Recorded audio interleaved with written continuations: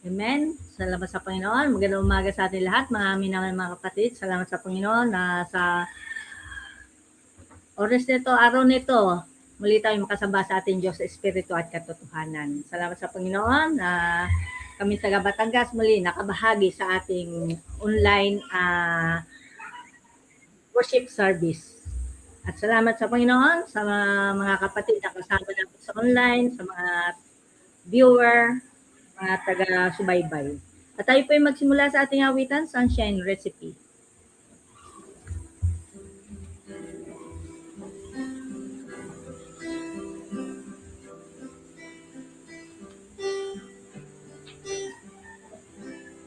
Tayo pong lahat. In the morning on our rising, first that your busy day, give this precious your moment to the Lord and Him to pray. Gently at some Bible read, makes it truly and finds us with communion, for the Savior will be there. Spring with kindness, using the sound of cheers, gently at some love and mercy, were so weak and need a peace. When you're busy, they stand, I'm sure that you will see there is joy in serving Jesus when you use this recipe. In the morning on the rising, first that your busy day, give this precious your moment to the Lord and pray. Gently at some Bible reading makes it truly we pray. You will find such sweet communion, for the Savior will be there. Sprinkle on your day with kindness, using the amount of tears, gently at some love and mercy, were so weak and it be. When you're busy, they say, I'm sure that you will see. There is joy in serving Jesus when you use this recipe. At isunod po natin ang To Do Thy Will in Whisper.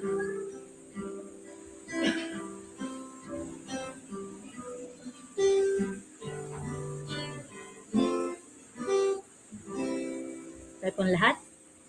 To do thy will is the reason. To do thy will, obey thy God, to follow word of the sea. To do thy will is all I need. Lest I forget Gethsemane, lest I forget agony, lest I forget thy love for me. Lead me to Calvary, Lord crucified, give me a heart like thine. Teach me to love the dying soul of man, and keep my heart closer to thee. And give me love, your Calvary love. the Lord to thee. We a prayer in the morning. Whisper a prayer at noon. Whisper a prayer in the evening. So beat my heart with you. God answers prayer in the morning. God answers prayer at noon. God answers prayer in the evening. So keep my heart in you. Jesus may coming morning. Jesus may come at noon. Jesus may come in the evening. So keep my heart in you. Amen. Isa po pampasiglang awit, makapangyarihan ng dugo.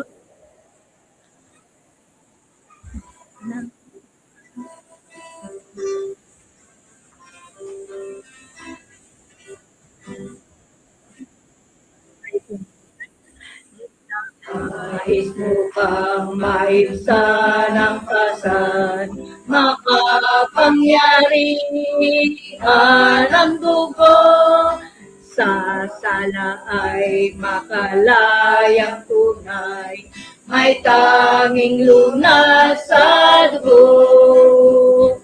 Dugong mahal na puso, makapangyarihan, dugo lamang ni Kristong Bata, panghugas sa kasalanan.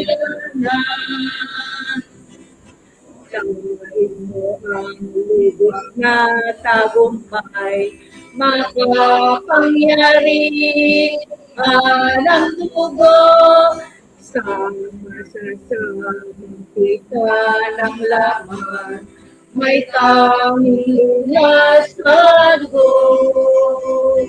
Dugo mahal ng Kordero, makapangyarihan, dugo lamang ni Kristong Bata, pamutas sa kasalanan.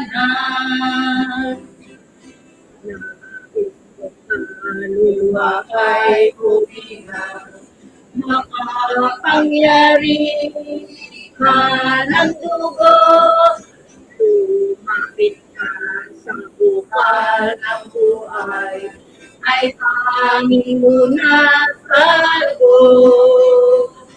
Dugong mahal ng Kordero, makapangyarihan, dugo lamang ni Kristong Bata, panghugas sa kasalanan. Upang makikot sa Jesus, makapangyarihan ang dugo, sa ating ay puspos, ay tanging lunas sa dugo. Tubong mahal na paglaruan, makapangyari ka. Dugo lamang ni Kristong banal, panghugas sa kasalanan. Gusto naman sa Diyos, naritin niya. Tayo po'y magsitayo. Mga kapatid, tayo bababasa ng mga ito, Bible reading sa oras ito na ating mababasa sa Galatia 5, simulan sa 16 to 26. Ako na lang po babasa. Galatia 5:16. Sinasabi ko nga, magsilakad kayo ayon sa Espiritu at hindi ninyo gagawin ang mga kita ng laman, sapagkat ang laman ay nagdarasa ng laban sa Espiritu at ang Espiritu ay laban sa laman, sapagkat ang mga ito ay nakakalaban upang po ninyong gawin ang mga bagay na inyong ibigin. Dapat kung kayo'y pinapatnubayan ng Espiritu, ay wala kayong pinali ng utusan.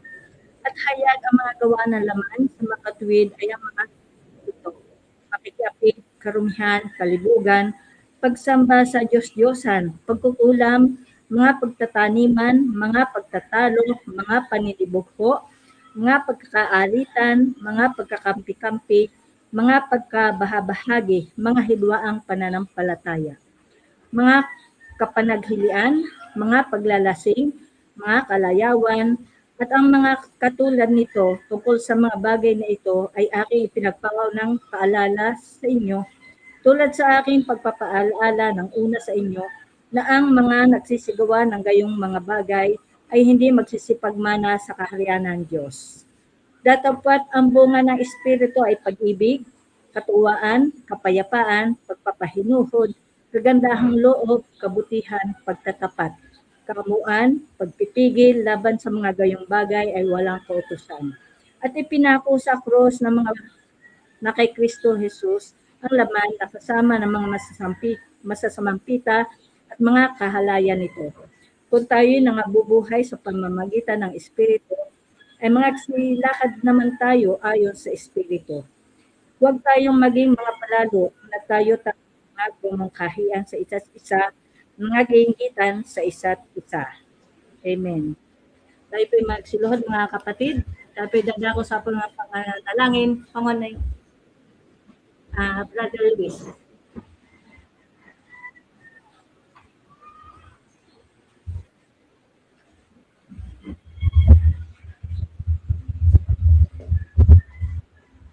Amen. Tayo po'y manalangin mga kapatid. Ama po namin banal, Diyos na makapangyarihan sa lahat. Muli, Ama, sa oras na ito ay pinupuri ka namin at pinasasalamatan at dinadakila sa ginawa mo sa aming buhay. Salamat po, Ama, sa iyong pagliligtas sa amin sa buhay mo kasalanan.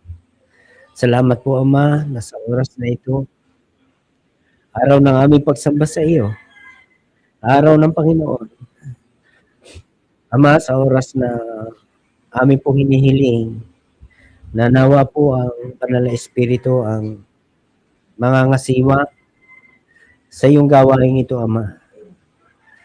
Amin dalangin naman na ikaw ang aming maitaas, ikaw ang aming mapapurihan, ikaw ang aming madakila sa araw na ito.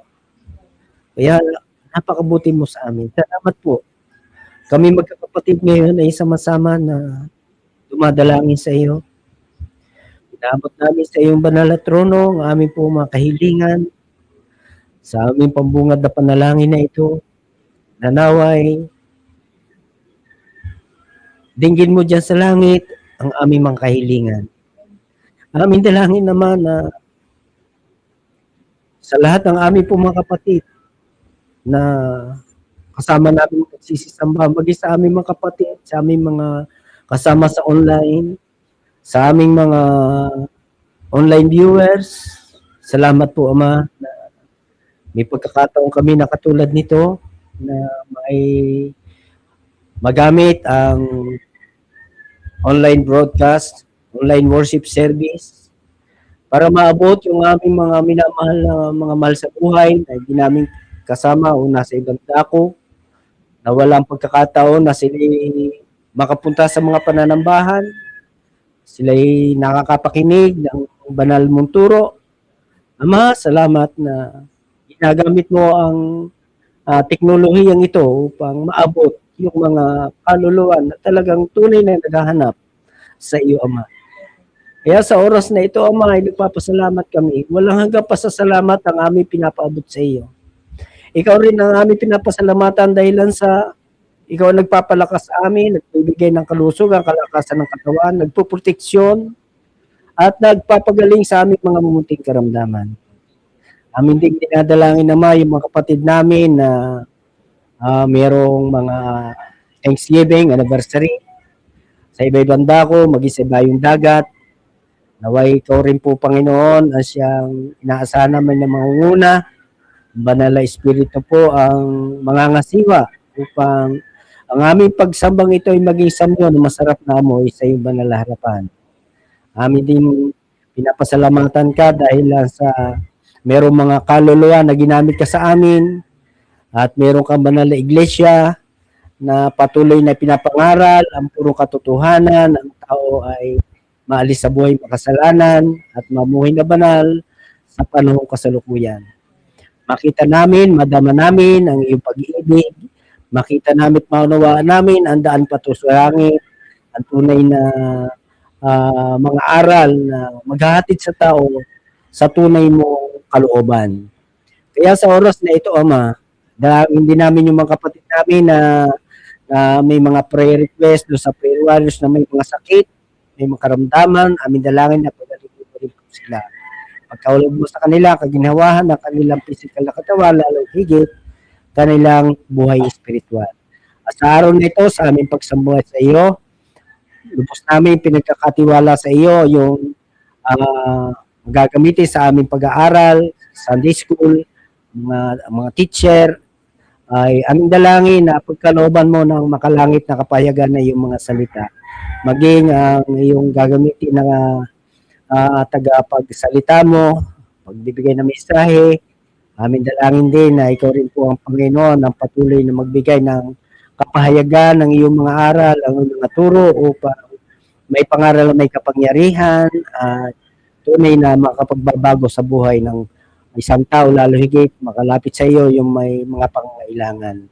Kaya sa oras na ito, Ama, aming binabalik sa iyo ang aming papuri, pasalamat, kahilingan sa pangalan ng Panginoong Hesus. Amen.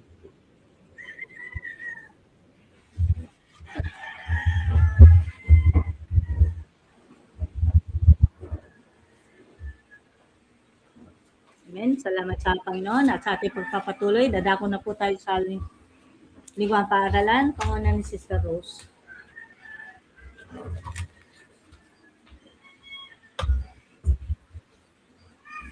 Amen. Magandang umaga po sa ating lahat, mga minamahal mga kapatid.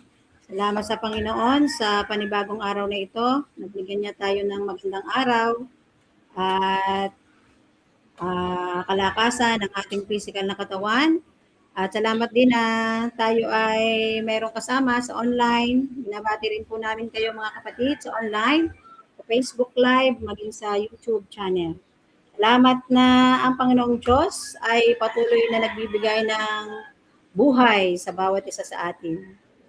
Inisin niya tayo na mayroong kagalakan sa ating puso. At tayo makasamba sa Kanya sa Espiritu at katotohanan. At tayo po ngayon ay nasa Sunday School. Tayo po ay malayang magbigay ng karagdagang paalaman sa ating pag-aaralan sa umagang ito. Kung mayroong mga tanong ay malaya po tayo makapagtanong.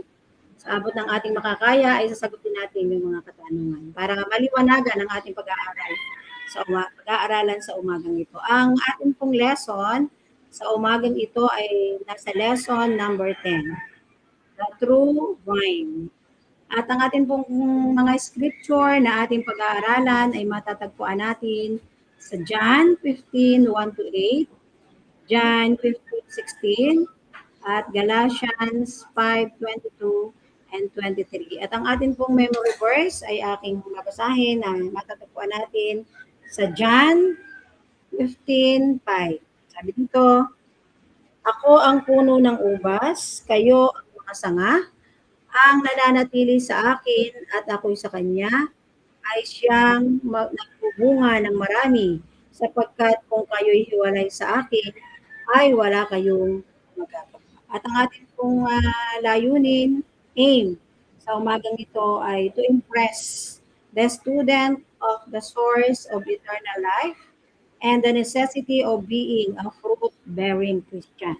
Sabi dito, upang maikintal o mapatanim sa puso at isipan ng bawat isa sa atin ang pinagmula ng buhay na walang hanggan at ang pangangailangan upang maging mabunga ang isang Christian. Maging mabunga ang Christian. Tayo muna po ay sandaling tumayo at tayo po'y manalangin. Paunahan tayo sa panalangin ni Brother Lawrence.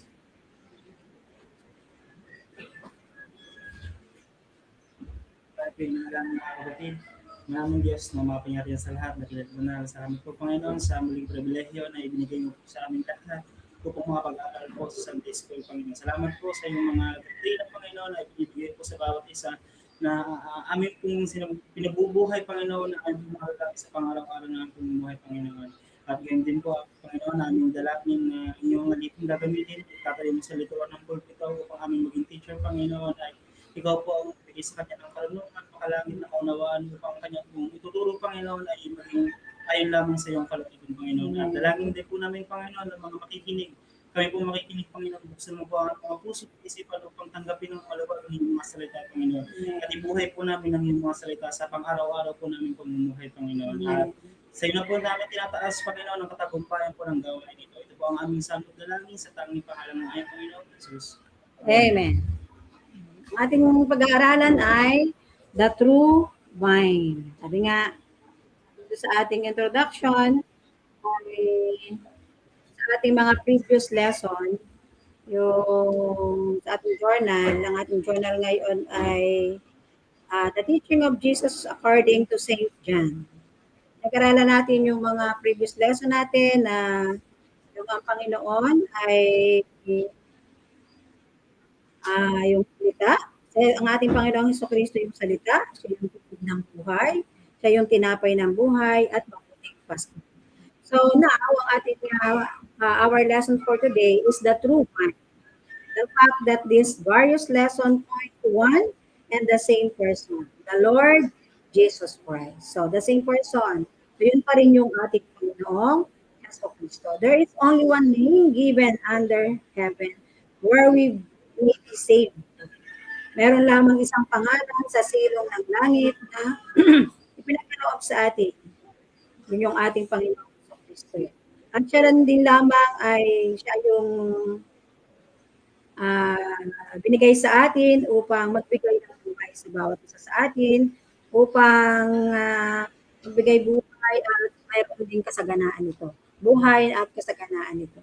Kaya yung Panginoong Jesucristo din, yung ating pag-aaralan, the true vine, na tunay na puno dito, ay ang ating Panginoong Jesucristo. Sa ating pag-aaral sa umagang ito, ay ating madadaanan kung ano ba yun talaga, yung the true vine. Ano ba yung ating pag-aaralan na ito?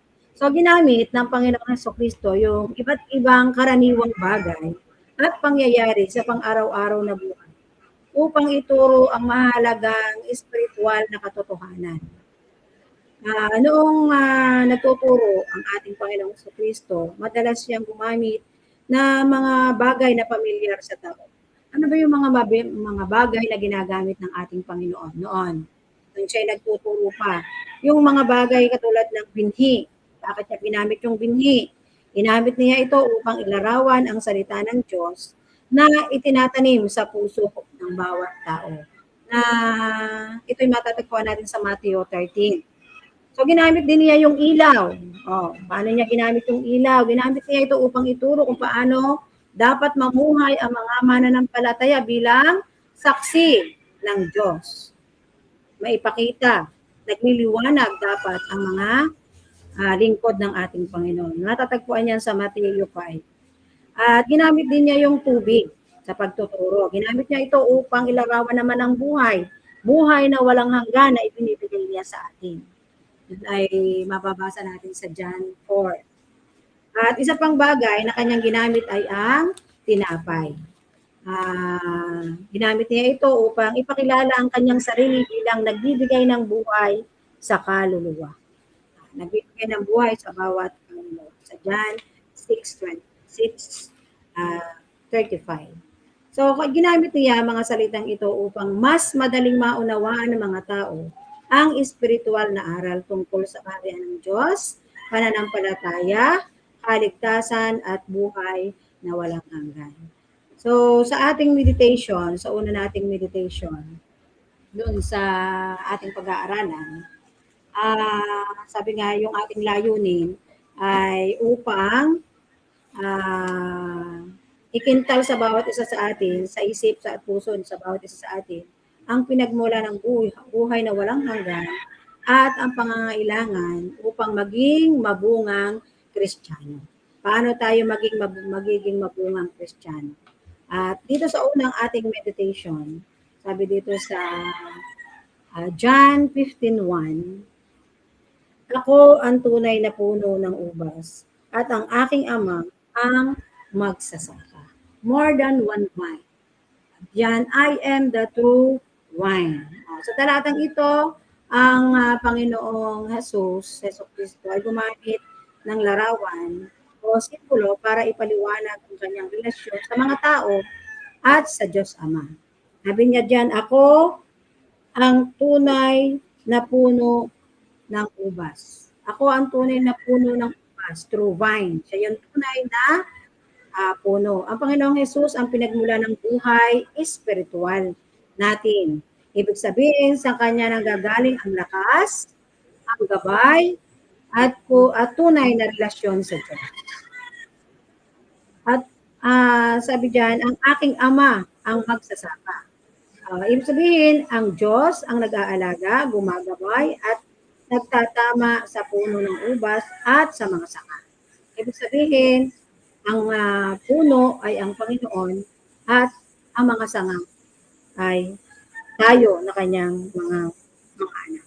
Ang nag-aalaga, sino yung nag-aalaga? Sabi diyan, ang aking ama, ako ang tunay na punong ubas at ang aking ama ang magsasaka. Ano ba yung trabaho ng magsasaka? Siyempre, pag nakapagtanong siyang mag-aalaga, ginagawa niya yung lahat para maging maayos ang kanyang mga tanim. Ganon din, ang ating Diyos Ama, siyang nag-aalaga sa ating, gumagabay at upang magkaroon ng tunay na relasyon sa Kanya. At dito pa, sabi, ang tao ay dapat manatiling konektado. Konektado sa ating Panginoon Jesus. Bakit lagi dapat tayong konektado? Upang magkaroon ng tunay na buhay at bunga.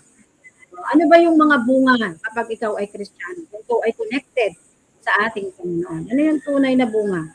Meron tayong mabuting gawa at merong tunay na pananampalataya. Kaya nga mabuti na lagi tayong nakakulok sa ating Panginoon kasi hindi niya tayo pababayaan na makagawa ng masasamang bagay, kundi mabubuting gawa ang nais niya para sa bawat anak niya.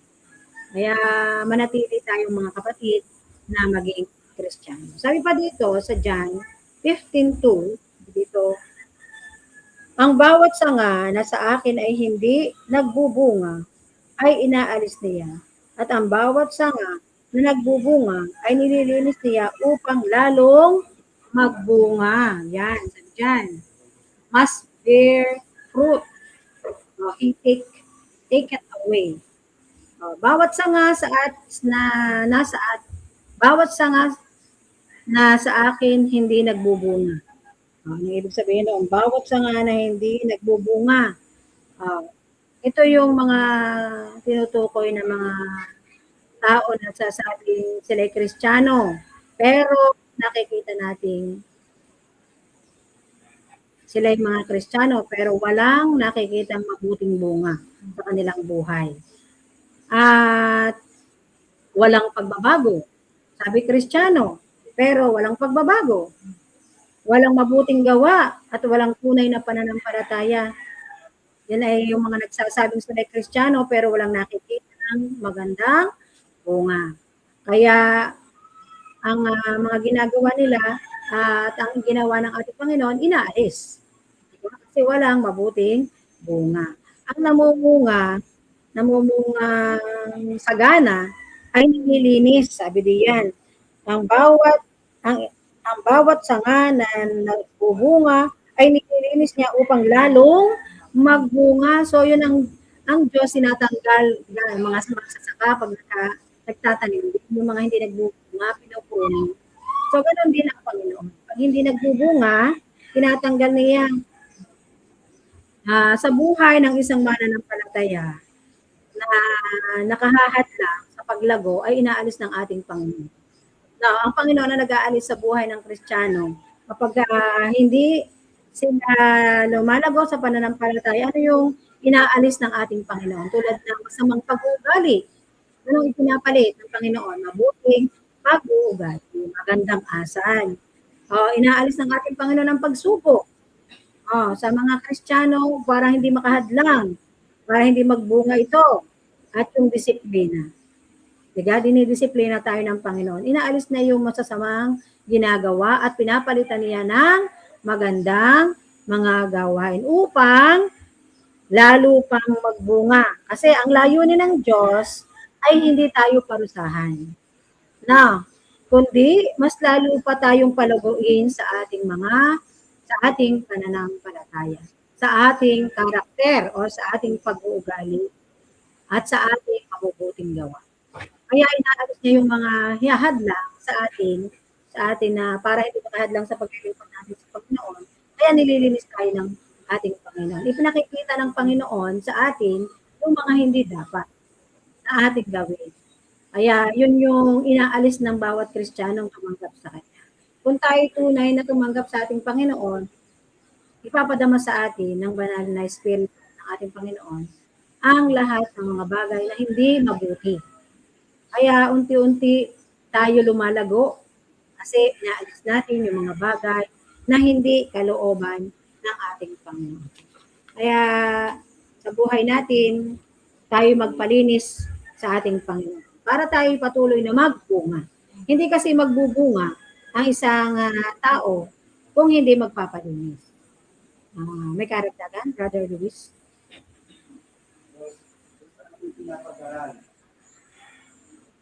Sa ating ngayon, puno. Walang iba kundi ang ating Panginoon. At sabi din ang Ama ang magsasaka. Ang bawat sanga na sa akin ay hindi nagbubunga ay inaalis niya. Ang bawat sanga na nagbubunga ay nililinis niya upang lalong magbunga. Sa katunayan, tunay na bakit sinabi din yung more than one vine?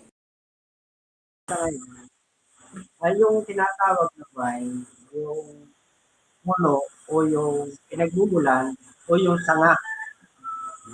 At ang ating Panginoong Jesucristo, siya talaga ang tunay na puno ng ubas. Dahil nasa kanya lang yung kaligtasan. Wala nang iba. At sa pamagitan lang ng buhay at layunin ng Panginoong Jesucristo na dahilan kung bakit siya ay nagkatawang tao para ang tao ay magbunga. Ano ba yung bunga na yon? Yung ang tao ay maligtas mula sa kasalanan. At walang kaligtasan sa tao kung hindi sa pamagitan ng ating Panginoong Jesucristo. Yung tinutukoy diyan na magsasaka ang ating Ama, ano ba yung layunin at ano yung nais ng ating Panginoon? Sa isang nagsasaka ng magsasaka, ano ba yung inaasahan? Di ba magbunga? Maganda, malulusog na bunga. Ngayon, kaya sabi siya yung magsasaka. At lagi ang nais ng ating Diyos, Ama, ang tao talaga ay maunawaan niya yung tunay na Sabi nga dito sa ating batayan, if there was only one vine, religiously, people could become connected to Jesus. Could have just said, I am the vine. Yan. Siya lang yun, no? At kaya marami yung mga sa ating kapanahonan sa ngayon, napakarami na nagsasabi na sila rin yung, sila rin ay, yung sabi nga kanina, Kristiyano din, pero ang tunay na bunga ng Kristiyano, ang tunay na inaasahan na magsasaka yung malinis na buhay. Yung maalis sa buhay makasalanan.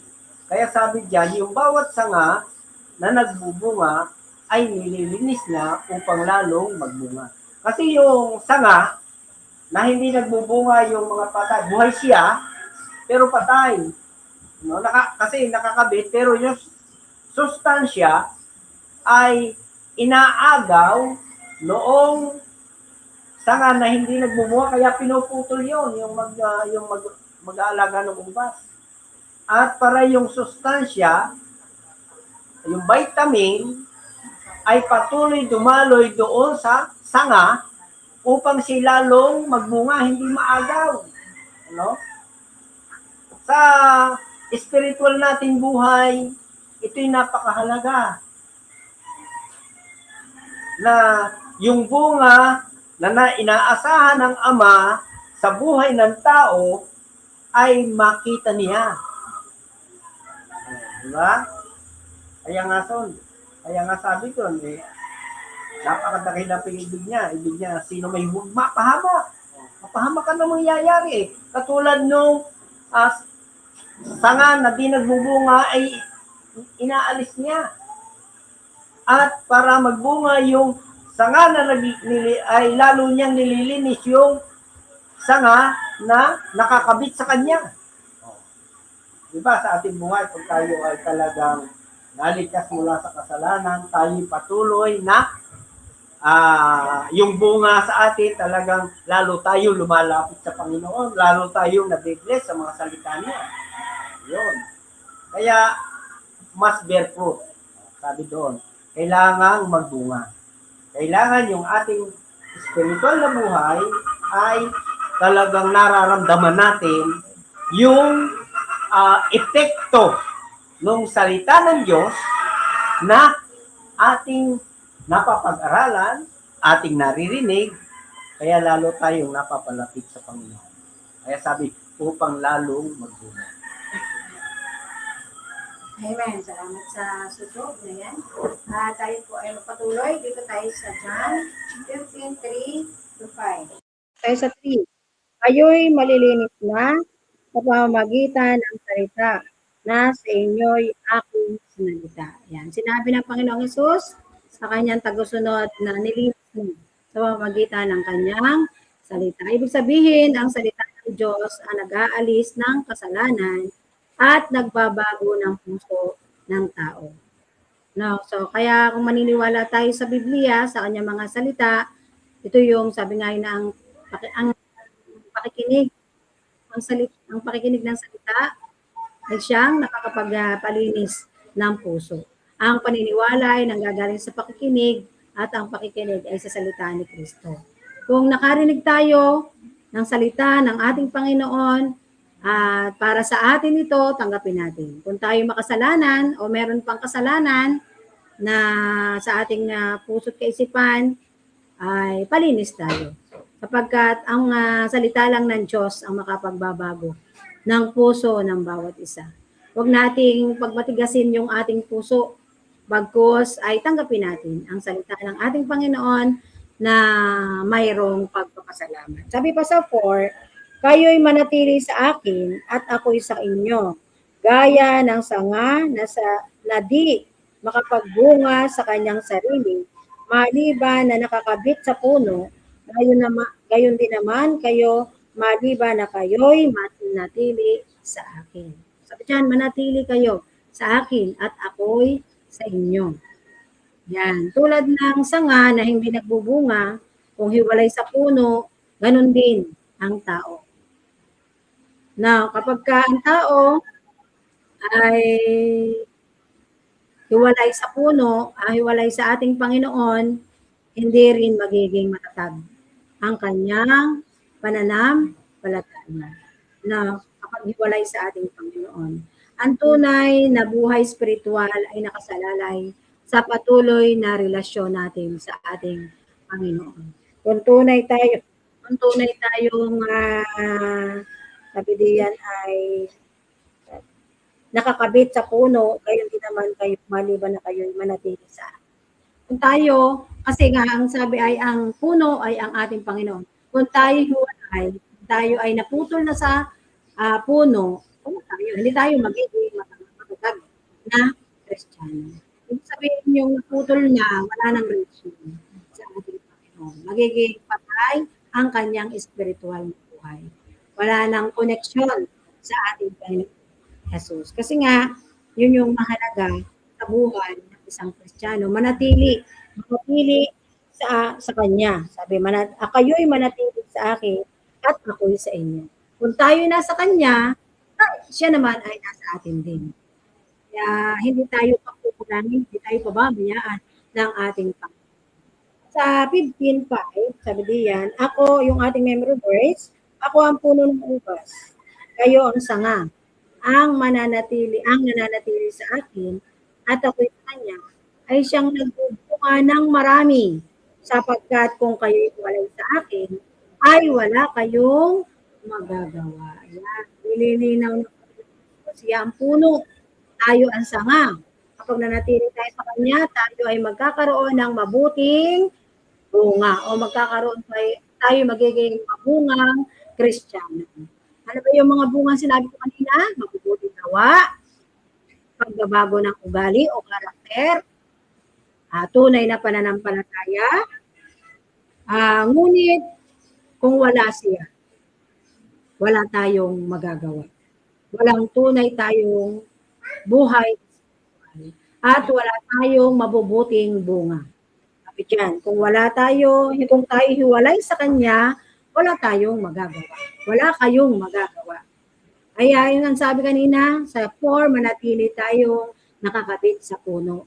Walang iba kundi ang ating Panginoong Jesucristo. Huwag nating hayaan na maputol tayo sa puno. Tayo naman ang gumagawa, diba? Tayong mga tao ang gumagawa para tayo maputol. Dumating lang yung hangin, ang unos, ang bagyo, or pagsubok, yung mga unos na yan sa atin, mga pagsubok mga problema. Kaunti lang problema, tanggal agad tayo sa puno. Para yung bagyo, nadala lang ng kaunting hangin, yun, pinalapo na kung saan. Kung hindi tayo ganon, manatili tayo, maging matatag tayong Kristiyano upang manatili tayong nakakabit sa puno. Walang iba kundi sa ating Panginoong Jesucristo. At sa 15, tanong. Sino may katanungan? Meron tanong dito sa number 2. Can one get spirit and not be connected to the true vine? Kung yun daw ba isang tao ay mayroong buhay spiritual pero hindi naman siya connected sa tunay na puno. Kaya tanong niya sa atin. Sabi, magkakaroon ba ng buhay spiritual ang isang tao? Kung hiwalay naman siya sa puno o hiwalay kay Kristo. Kaya ang kaligtasan, siya yung nagko-connecta sa atin para tayo ay mapakabit sa puno. Amen. Sagot na? Kaya hindi maaari na ikaw ay may buhay spiritual pero hiwalay ka sa puno. Dapat kung may buhay spiritual tayo, connected tayo sa puno. Connected tayo sa ating Panginoong Jesucristo. At sabi pa sa atin, magpatuloy tayo mga kapatid sa John 15:6. Sabi dito, kung ang sino man ay hindi manatili sa akin, ay siya ay matatapong katulad ng sanga at matutuyo at mga titipunin at mga ihahagi sa apoy at mga susunog. Yan. Ang hindi nananatili sa akin, ano mangyayari? Ito yun. Sino yun? Yung mga hindi nananatili. Ito yung mga taong hindi nagpapatuloy sa pananampalataya o naputol na ang koneksyon sa ating Panginoong Jesus. Ano ang ginagawa sa mga natutuyong sanga? So tulad ng sangang, literal, paghiwalay na sa puno, nawawala na ito ng buhay, kaya natutuyo. Nagiging iba na yung kulay, natutuyo na. Ibig sabihin, ang buhay espiritual ng tao ay humihina at nawawala ng direksyon. Ang buhay ng tao kapag hiwalay sa Diyos, ganun din. Kapag naputol na ang sanga, tayo yung sanga, naputol tayo sa puno, nawawala ng koneksyon, nawawala ng buhay. Ibig sabihin, iba na yung buhay. Wala na yung mapubuting gawa, wala na, wala kasing guide ng ating Panginoon, kaya nawawala na ng buhay. Kasi anong sinabi diyan? Idinadala saan? Tinitipon at inihahagi sa apoy at mga susunog. So, nililinis kasi ang puno, kapag may marami ng sanga na tuyo, nililinis at sunog. So, ganoon din ang mga tao na nahiwalay sa ating Panginoong Yesus, na inaalis ng ating Panginoon para hindi makahawa, na baka makahawa pa sa ibang tao, kaya inaalis. Kaya yun yung mabuti na tayo laging manatili sa ating Panginoong Jesus. At sabi diyan, kapag hiwalay sa Diyos, itinatapon na nga at sinusunog, ito ay simbolo ng pagiging walang kabuluhan. Magiging walang kabuluhan tayo. Ipinakikita na ang buhay na hiwalay kay Jesus ay walang tunay na bunga. Ito ang paalaala na mahalaga ang patuloy na relasyon sa ating Panginoong Jesus. Dahil kung wala siya sa atin, wala sa ating buhay, wala din tayong espiritual na buhay. At mawawalay tayo sa ating Panginoong Jesucristo. At dito pa sa ating sunod, sa John 15:7, the great blessing come from abiding in Jesus, in Christ. 15:7, kung kayo'y magsipanatili sa akin at ang mga salita ko'y magsipanatili sa inyo, ay hingin ninyo ang anumang inyong ibigin at gagawin sa inyo. Yan. Sa talatang ito ay pinakikita ng ating Panginoong Jesucristo ang kanyang pangako at kondisyon ng panalangin na ipinagkakaloob ang kasagutan ng ating Panginoong Diyos. Sabi diyan, kung kayo ay manatili sa akin, ibig sabihin, ang tao may patuloy na relasyon sa ating Panginoon Jesucristo. Kung tayo na sa Kanya, tayo'y nananampalataya at tayo'y susunod sa Kanyang mga aral, sa Kanyang mga salita, at tayo ay magtitiwala sa Kanya. Hindi tayo matatakot anumang problema dumating sa atin, tayo mananatiling kampante sa ating buhay. Kasi tayo nananatili, tayo panatag na merong Diyos na nasa ating puso't kaisipan na siyang tutulong sa atin. At sabi pa dyan, at ang aking mga salita ay nananatili sa inyo.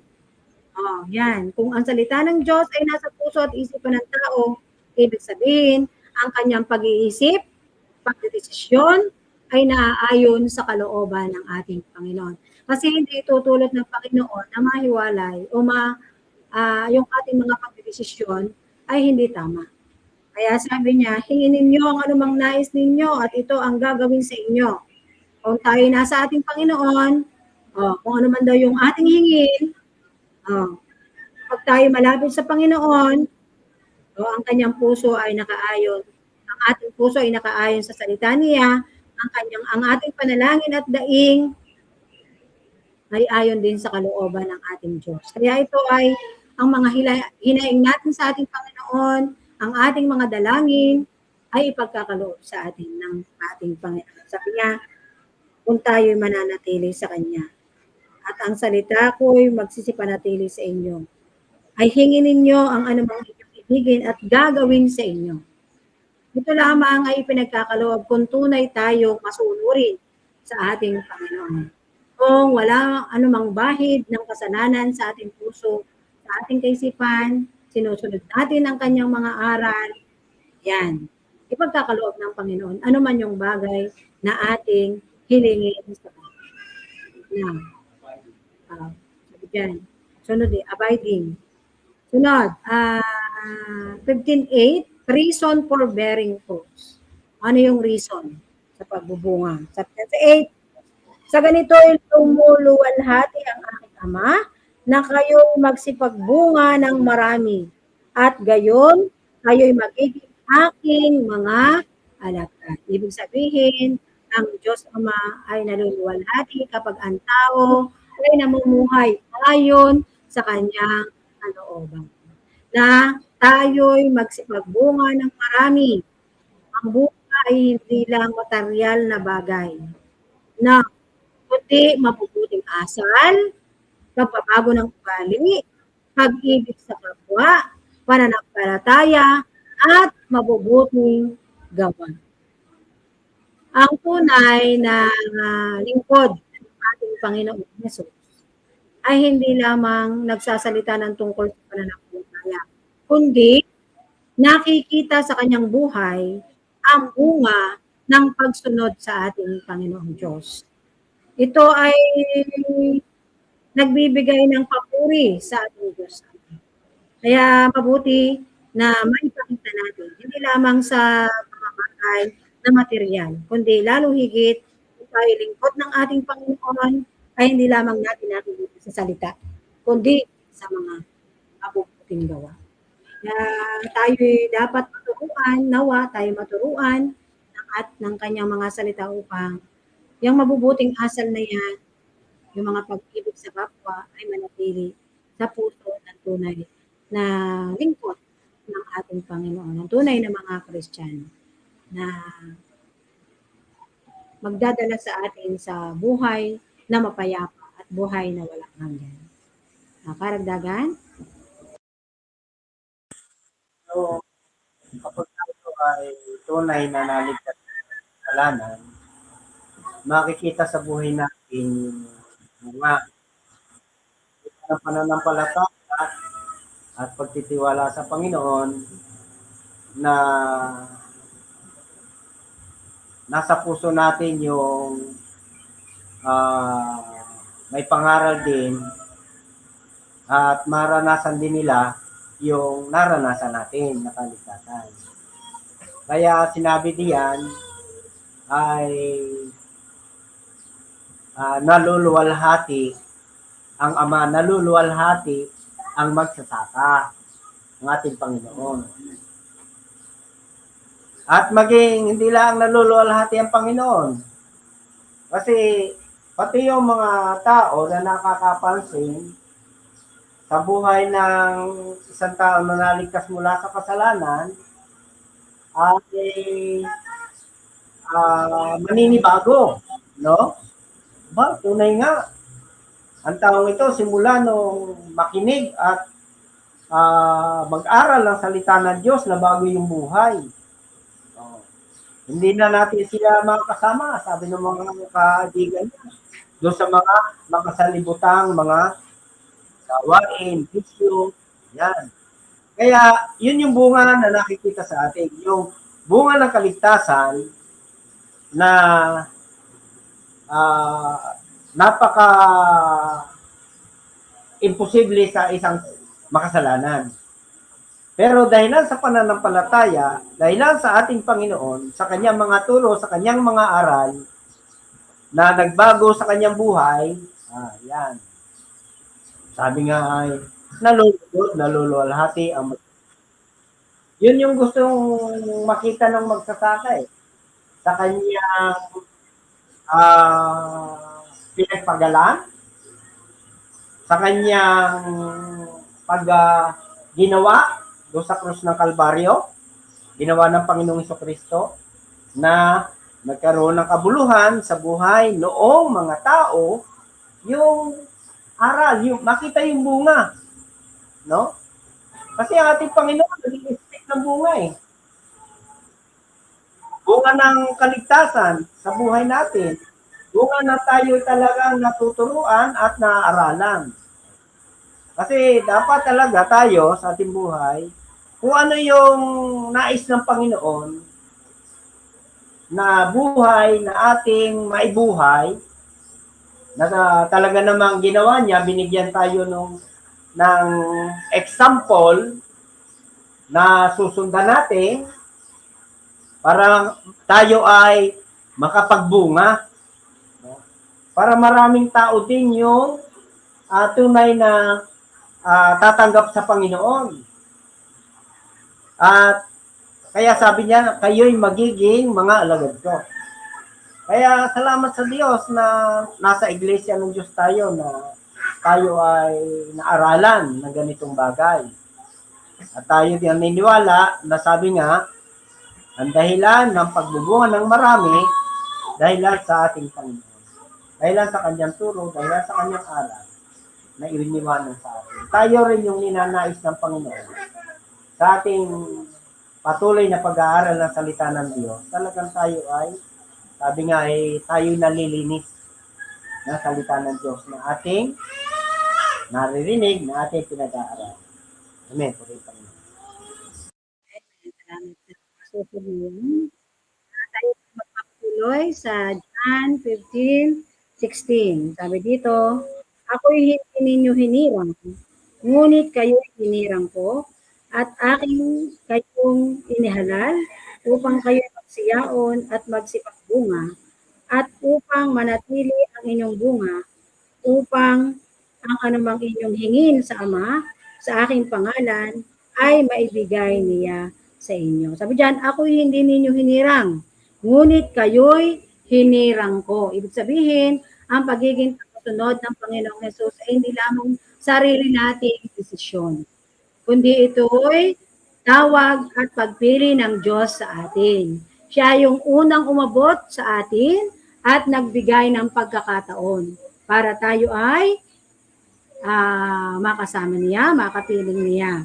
So may layunin. May layunin ang pagpili ng isa sa isang mananampalataya. Ano yung layunin ng ating Panginoon? Kaya tayo pinili niya sa buhay na upang maging Kristiyano, upang tayo ay magbunga. Ano yung mga magbunga na nais niya?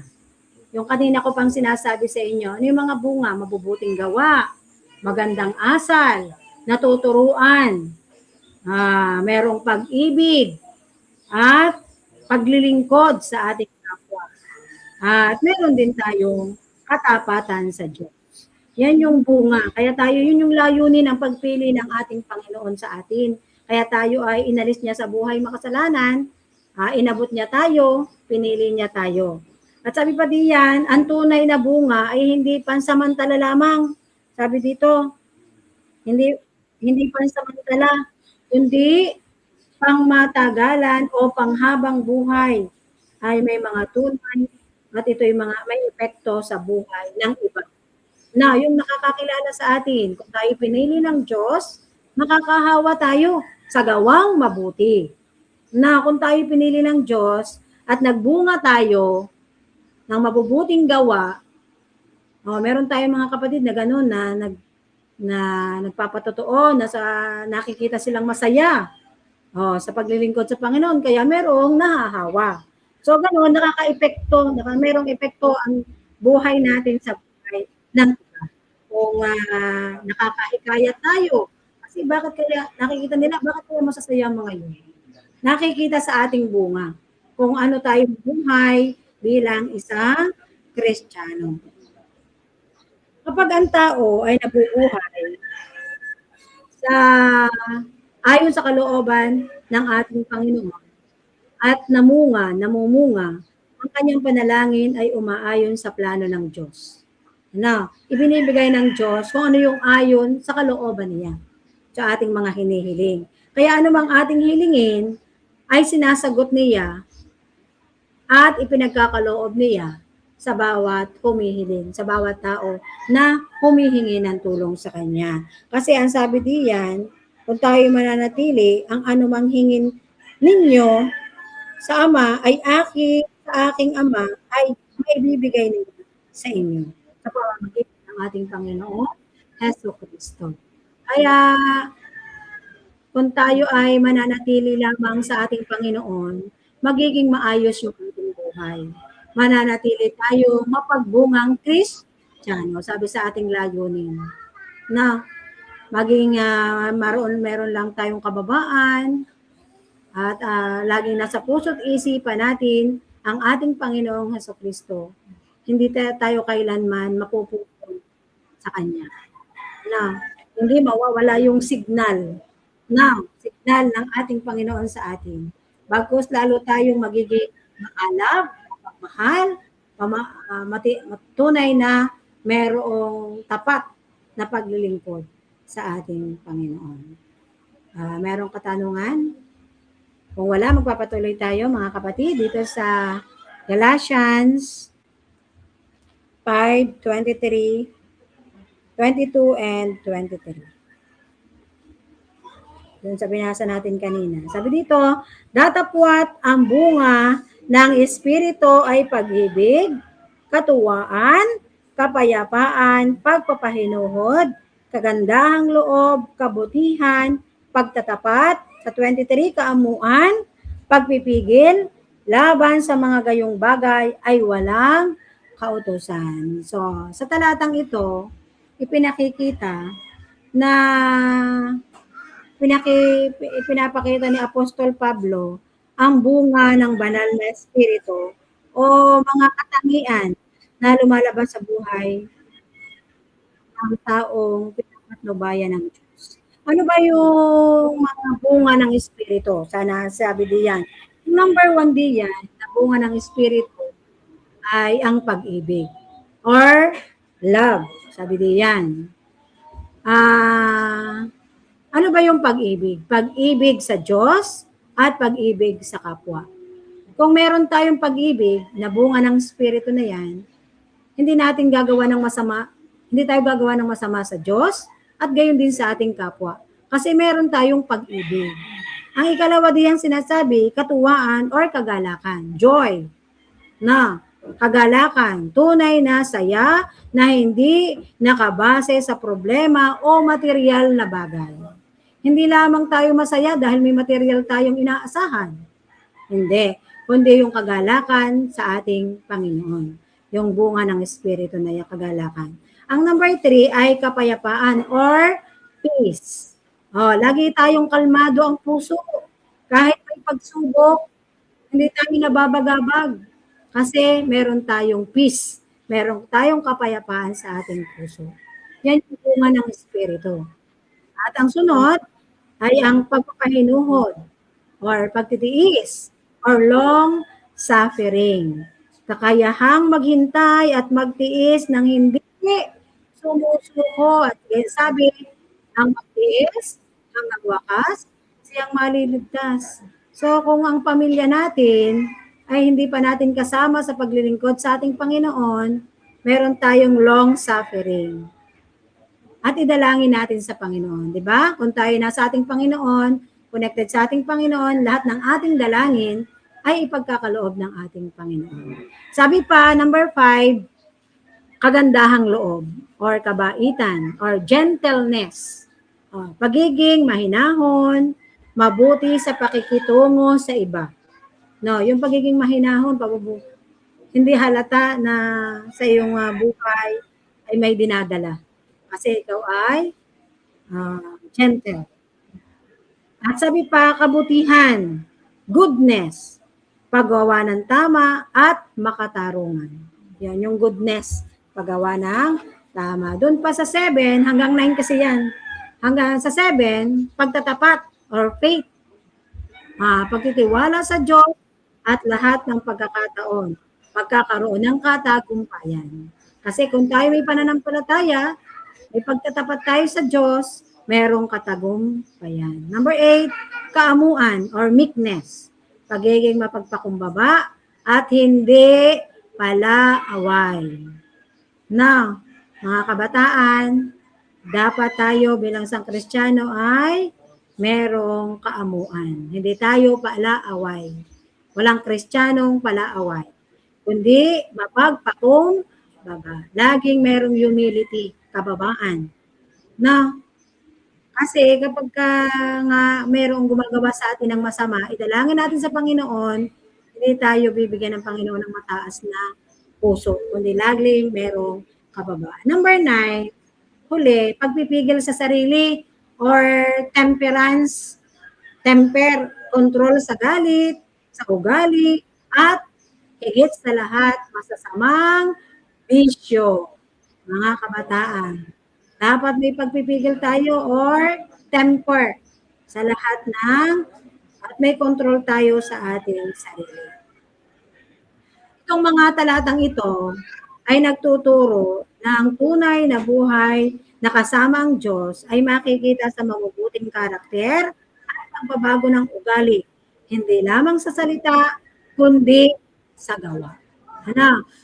Kasi yung bunga, ito ay bunga ng Espiritu. Yung kaninang binasa natin sa 19, Galatians 5:19-21, yun yung gawa ng laman. Kabaligtaran ito. Ano, gawa ng kasalanan nito yung 19-21 kung babasahin natin.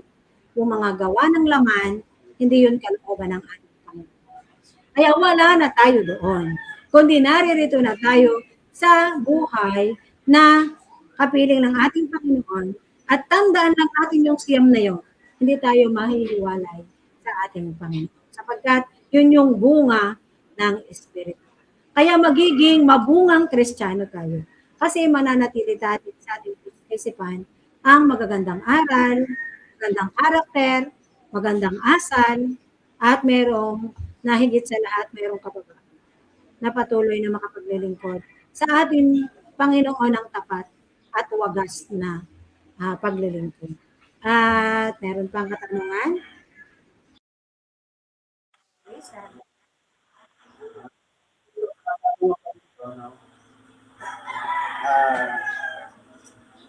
Can one lose spiritual life? Nawawala ba yung spiritual na buhay ng tao?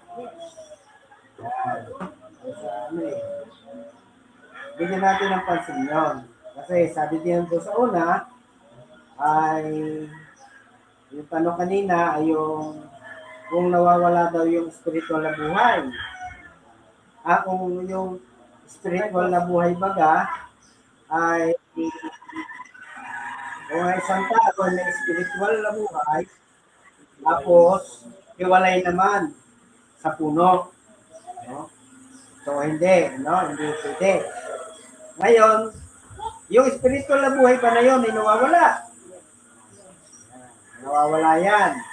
Kasi yung spiritual na buhay, pag tayo ay naligtas mula sa kasalanan, aalisin na, bibigyan tayo ng buhay spiritual, stay connected sa puno. Pero pagka tayo ay nagkasala, nawawala sa puno, inaalis niya. Yan. Pinuputol niya. Kaya tayo ay nawawala ang spiritual life pag tao ay nagkasala. Yun. Amen. Meron pang huling katanungan, what fruit are you bearing? Tayong mga Kristiyano, anong bunga tayo meron? Yan ay tanong, kumusta? Ano bang bunga meron tayo? Kaya ay individual kasi ito. Kaya kung anong bunga meron tayo, ay nasa atin yun. Brother. Hindi tayo makakatulad. Pero sabi doon, yung bunga ay nakikilala. Ang bunga ay nakikilala. Nakikilala mo ang bunga sa pamagitan ng puno. No? Sa kanyang bunga, makikilala nyo sila. No?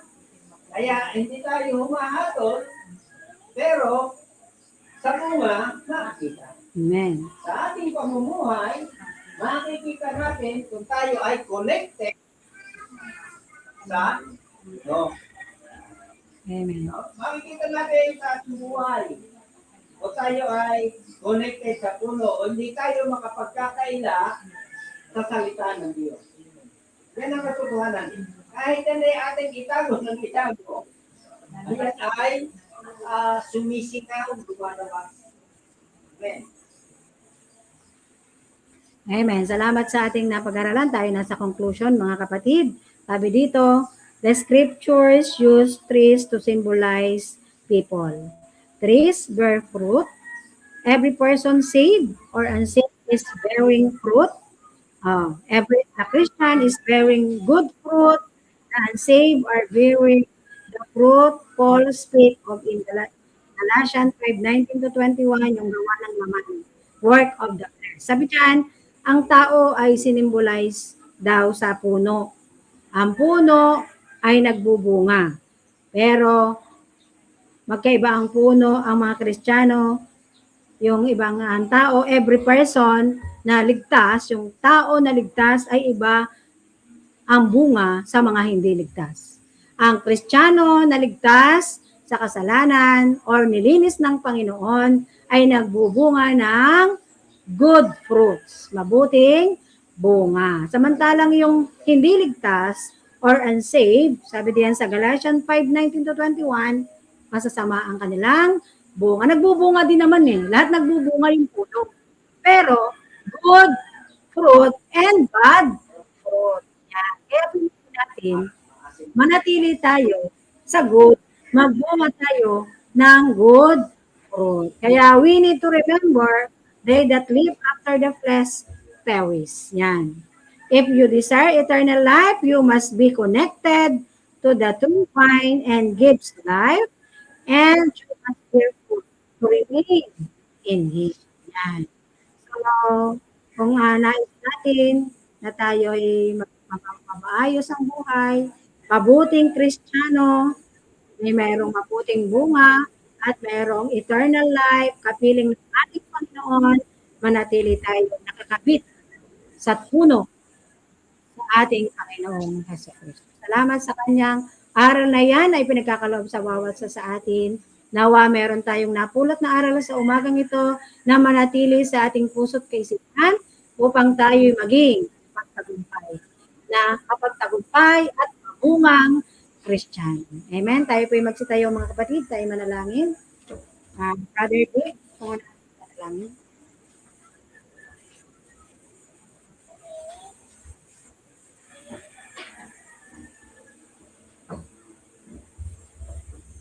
Ay manalangin. Ama naming Diyos na makapangyarihan dakila at banal, uli ang masoos ito. Salamat Ama sa iyo muli sa iyong dakilang kapahayagan. Muli Ama, patungkol sa mabuting puno Ama. At salamat Ama na ikaw ang Diyos na nagbago ng aming buhay. Nagbago ng aming pananampalataya at higit sa lahat ay inakay mo kami upang kami ay mapunta sa makabit doon sa mabuting puno at kami ay makapagbunga ng kabanalan Ama. Kaya salamat na sa umagang ito ay alam namin na nadama namin yung pagpapala na patuloy mong dinadagdag sa aming buhay na ito bilang mga Kristiyano Ama. Kaya purihin ka sa iyong kadakilaan sa aming mga buhay. At sa iyo namin ipinagtatagubili ng bawat isa na nawa ay patuloy na dumalo yung pagpapalang espiritual sa bawat isa sa amin, maging doon sa aming mga kasama sa online naman. Kaya salamat maging sa iyong ginamit na tagapagturo na ikaw ang siyang patuloy na tumulong sa kanya upang magamit mo siya na daluyan ng iyong mga pagpapalang espiritual. Kaya lahat ng ito ay aming samot dalangin sa pangalan ng Panginoong Jesus. Amen.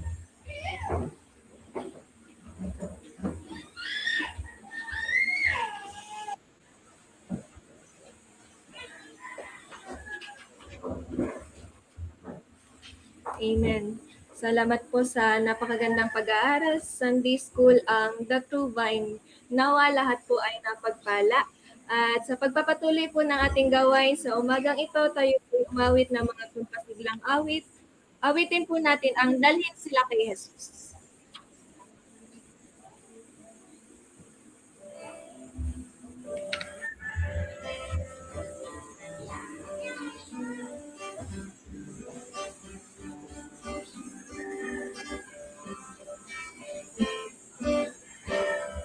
Tayo po umawit. Tinig niya'y naririnig sa malayo't maligan. Lupa niyang nawawagin. Tinatawag niya akin. Dalhin mo na sila upang mangaligtas sa sala. Dalhin mo na sila kay Jesus ligaw na tupang. Tulong kay Jesus mabuting Pasko. Sino kukuha sa sahon upang hindi malinggatong. Dalhin mo na sila upang mangaligtas sa sala. Dalhin mo na sila kay Jesus ligaw na tupang. Nila ay pakinggan mula sa dakong mapanglaw. Tayo ay inuutusan. Hanapin ang aking kawan. Dalhin mo na sila upang mangaligtas sa sala. Dalhin mo na sila kay Jesus ligaw na tupang. At natin ang tulad ni Jesus ibig susundin.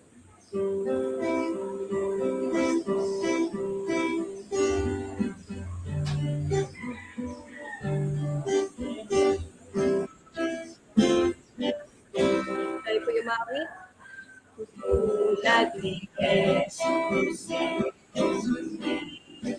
mababanggo higit sa higit ang sikat sa mga gawain at sa paglaan sa kanyang higit.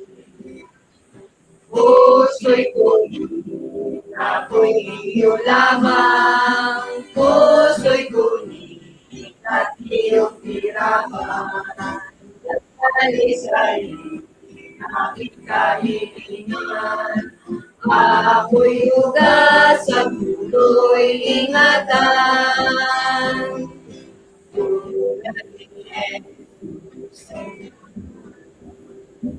higit ang lakas kung krus ay batid.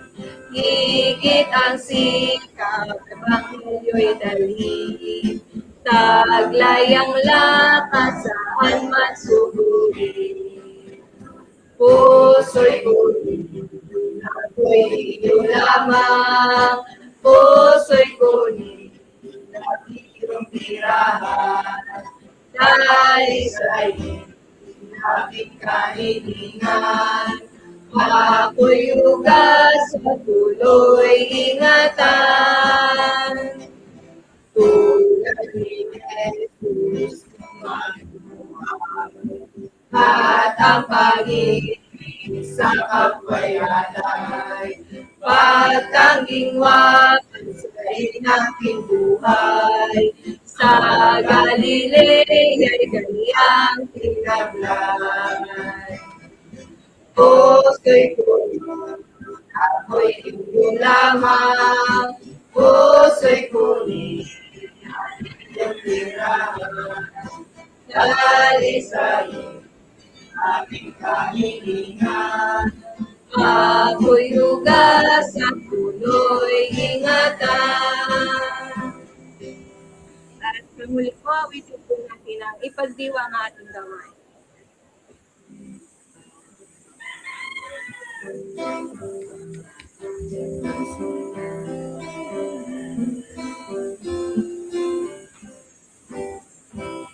Ay po yung mami. Tinig ng pag-aawitan na siyang naririnig, kawalang katotohanan na siyang nananalig sa larangan natin. Watawat ay pag-ibig, ayo't makisani. Lakad pag-umurong, si Jesus ang siyang katutunan. Lakad pag-lumingon, tagumpay mayroon. Ang siyang nangunguna sa lahat ng gawain noon ay siya ang nagbababae. Ang siyang pangalawa, hayo't makisama. At umurong, si Jesus ang siyang katutunan. At pag lumingon, tagumpay mayroon.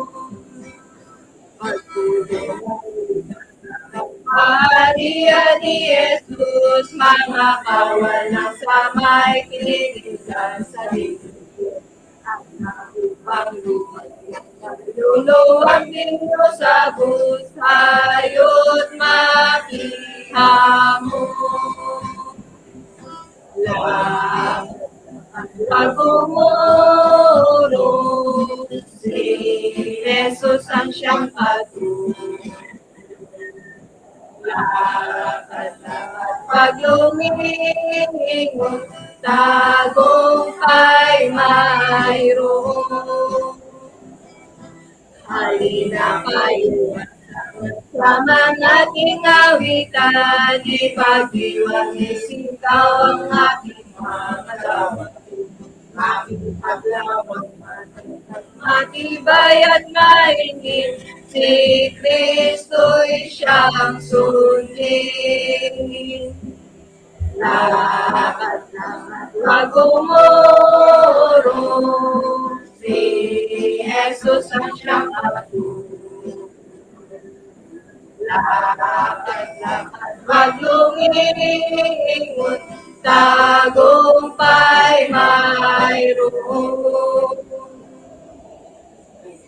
Amen. Salamat po sa mga wituan.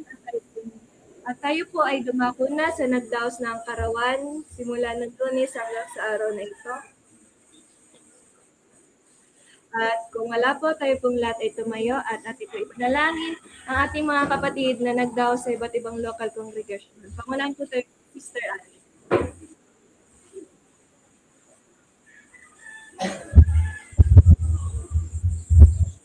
Amen.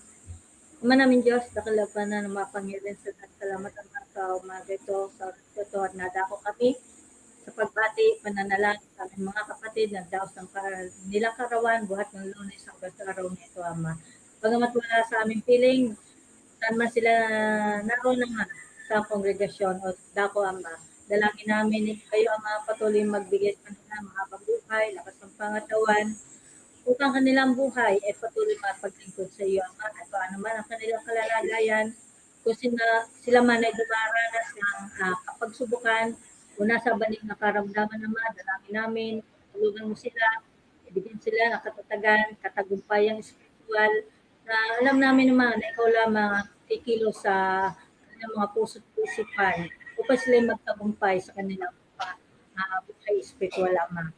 Na ganoon din na ikaw rin naman dakilang manggamot na magpapagaling sa aming mga karamdaman. Kaya masalamat sa buhay ng aming mga kapatid na yan, na tulungan mo sila pagpalain sa kanilang buhay upang patuloy silang maging matatag at matapat na maglilingkod sa iyo. Kaya masalamat At patuloy namin silang ipinagtatagubilin sa iyo, ipinagkakatiwala sa pangalan namin, Panginoong Isus, ito pa ang ating samot dalangin. At tayo po'y dumako na sa ikalawang bahagi po nating gawain sa umagang ito. Pangunahan po tayo ni Brother Vic.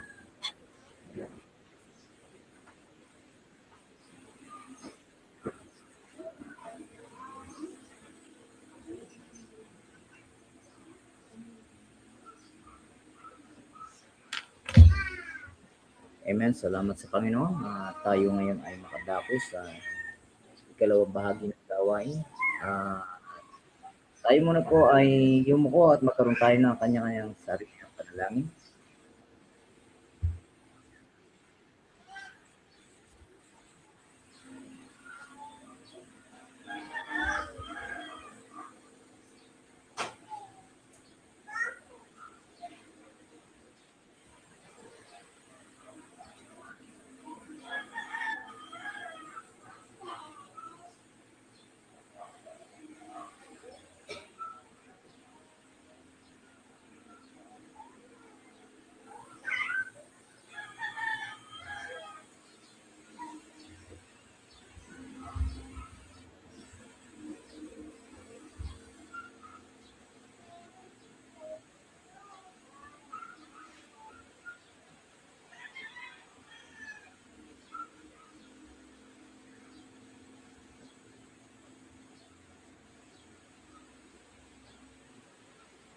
Amen. Salamat sa Panginoon. Bago po tayo bumasa ng Salmo, atin muna pong binabati yung ating mga kapatid na kasama natin sa online. Magandang mapagpalang umaga po sa inyo.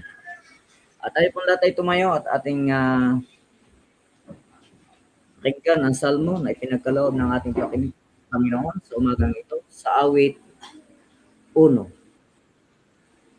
Mapalad ang tao na hindi lumalakad sa payo ng masama.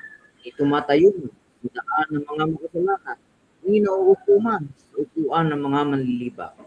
Kundi ang kaniyang kasayahan ay nasa kautusan ng Panginoon at sa kautusanan niya nagbubulay-bulay siya araw at gabi.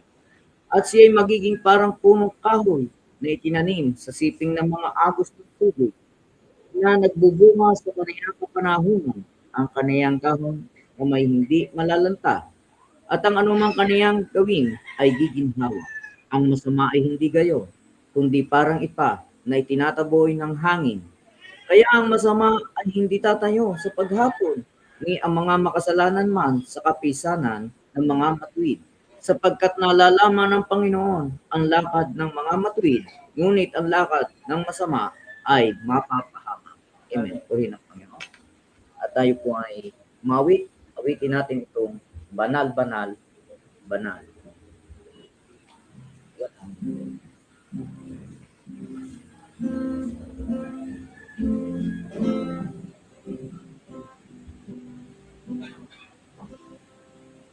Kahit ng lahat. Kabanal, banal, Diyos na maalam. Maaga ka namin pinapupurihan. Batis ng pag-ibig at ng kaawaan. Tatlong persona, Diyos na marangal. Kabanal-banalan, kahit mong nilikha, sa kataasan mo'y nagpapakumbaba. Kahit maangin, sumasambang pusa, paggalang sa iyo, itinatagdag. Kabanal-banalang kahit ang karimlan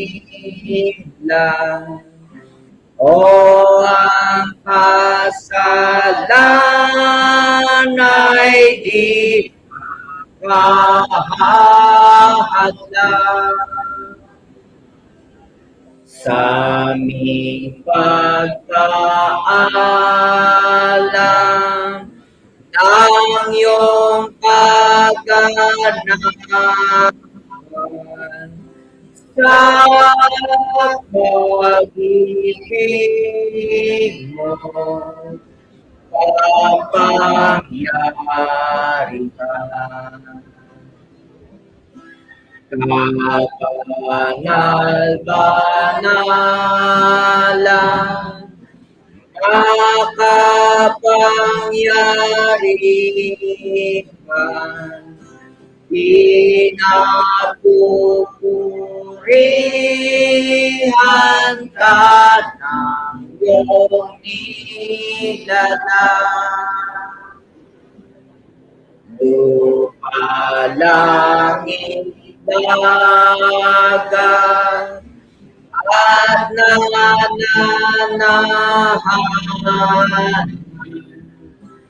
Tatlong persona,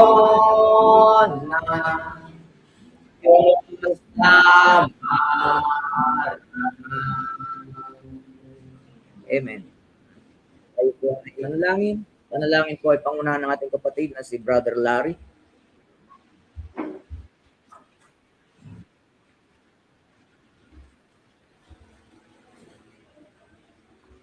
Tayo manalangin mga kapatid. Maraming Diyos, banal makapangyarihan sa lahat. Muli Ama, maraming salamat Ama. Kami nakadako sa pangalawang gawain Ama. Maraming salamat din sa salita na aming nakasama. Maraming salamat Ama sa bahagong ito ng balikan namin itataas, papurihan at pasalamatan sa magitan ng mga totoo at mga handog awit. Naway ito'y magsilbing kalakasan at hamon sa bawat isa upang sa ikatatag ng pananampalataya ng bawat isa namin sa lahat ng mga kapatiran. Ama, dinadalangin namin na ikaw din ang patuloy na mga siwa sa aming gawain na ito. Ang lahat ng ito aming dinadalangin sa iyo na may mataas na papuri at salamat sa pangalan ng Panginoong Hesus. Amen.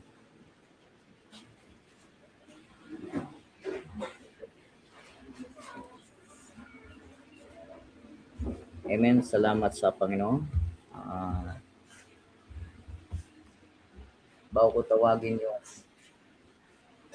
aming kabataan na awit, ay nais ko munang patutuhanan ang ginawa ng Diyos sa aking buhay na ito na tunay na napakadakila sapagkat hindi ko siya inibig, subalit siya yung umibig sa akin. Matagal ko hindi pinlakan ang paanyaya sa akin sa mga gawain, subalit tunay na napakabuti ang Diyos sapagkat siya yung gumawa rin ng kaparaan upang ako ay makarinig ng kanyang mga salita. Doon ay kahit ayaw ko, subalit dahil lang sa ako ay ginagamit yung aking sasakyan, yun ay naging paraan upang ako ay talagang makapakinig ng kanyang mga salita sa mga revival, maging sa mga anniversary. At salamat sa Panginoon na dumating din sa akin ng panahon, bagaman nagmamatigas yung aking puso, nagmamatuwid. Ako yung taong mapagmatuwid. Kaya nga sabi sa akin, napakatigas daw yung puso ko eh. Mahirap akong kanyayahan. Subalit, salamat na dumating din yung panahon na pinatagpo ko ng Panginoon. Na sa revival ko rin siya tinanggap. Hindi ganun kadali. Sapagkat sa unang gabi ng revival ay kahit sabi ko na tatanggapin ko ang Panginoon ay hindi ko nagawa hanggang sa ikalawa. At nung ikatlong gabi na revival, doon po talagang ako umuwi na pangalawang gabi ng revival ay umuwi pa rin akong bigo. Subalit doon, nung ako ay dumating sa tahanan, ay doon ako lumuha at ako namalangin sa Panginoon at tulungan niya akong makalapit sapagkat kung hindi ko magagawang lapitin siya sa huling gabi na revival ay wala nang haing matitira pa sa akin. Kaya doon ay nung huling gabi na yon, dahil doon sa kabigatan tumarating sa aking puso ay doon ko talaga sinabi ko sa Panginoon, Panginoon, tulungan mo ako na mabuhat ko man lang ang aking isang paa. At salamat sa Panginoon sapagkat maraming takot na dumarating dahil yung banta sa akin ng asawa na kapag daw ako'y tumanggap sa Panginoon, kasi namaalam naman kasi ako sa kanya. Sabi ko, tatanggapin ko ang Panginoon. Pero sabi niya sa akin, kapag ka daw tinanggap ko ang Panginoon, iiwanan na niya ako. At yun lang talagang doon sa pakikinig ng salita ng Diyos, walang umuukikil sa aking isip kundi iyo. Subalit nung huling gabi na talagang sa upuan pa lang ay napakabigat na ng aking paramdam at dama ko na kung hindi ko magagawa, kung hindi ako tutulungan ng Diyos ay sabi ko nga, walang haing natitira pa sa akin. Kaya sabi ko niya, Panginoon, mabuhay ko man lang yung isa kong pa. Tulungan mo ako sapagkat ako'y walang kaya. Wala akong magagawa. At nung mabuhay ko yung isa kong pa, dire-diretso doon ako tumangis ng di kawasa. At doon ay habang nakaluhod ako talagang sabi ko, Panginoon, salamat sapagkat ikaw ang nagtagumpay sa akin. Hanggang sa yung init ng katawan ko talagang parang binuhusan ng malamig na tubig mula ulo hanggang paa. Nakalimutan ko na yung asawa ko noong panahon na yun. At ang tanging naisip ko ay hindi ko naalala yung sinabi niyang iwan ako. Ang sabi ko lang sa Panginoon, Panginoon, salamat na nagtagumpay ka sa akin. Tunay na inibig mo ko. At ang sabi ko sa kanya, Panginoon, ang aking asawa ay aking kahinaan.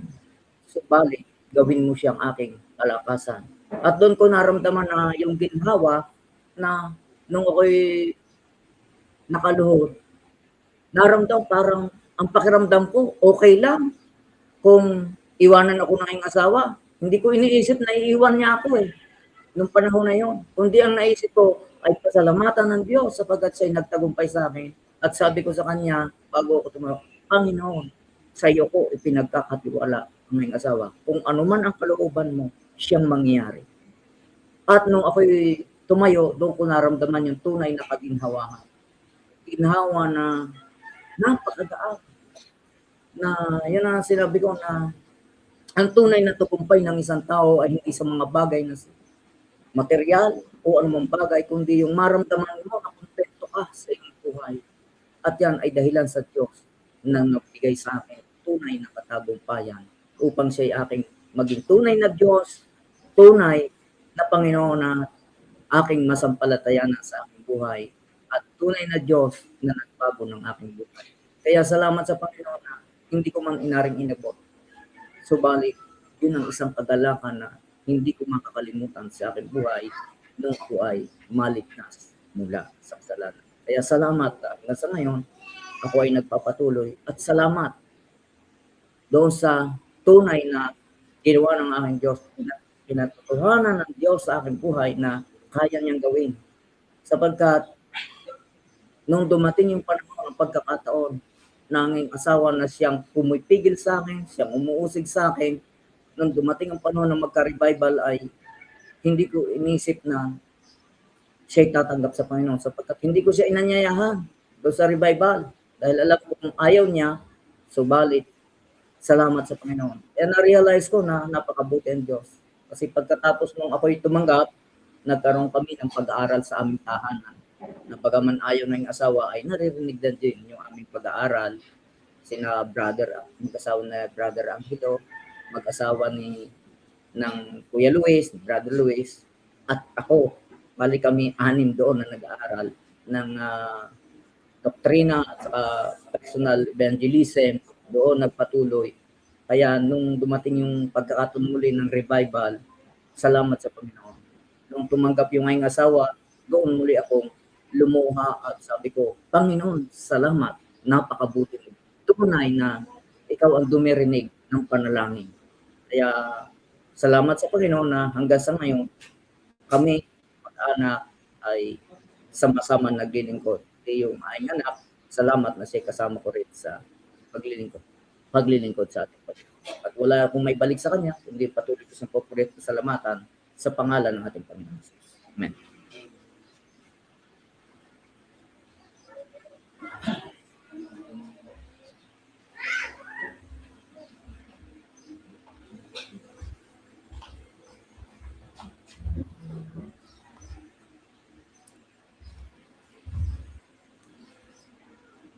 At salamat din po sa oras na ito sa ating Panginoon na kami din po ay makapaghandog ng isang awitin. At ang pamagat po ng aming awitin ay hanggang di mo nababatid.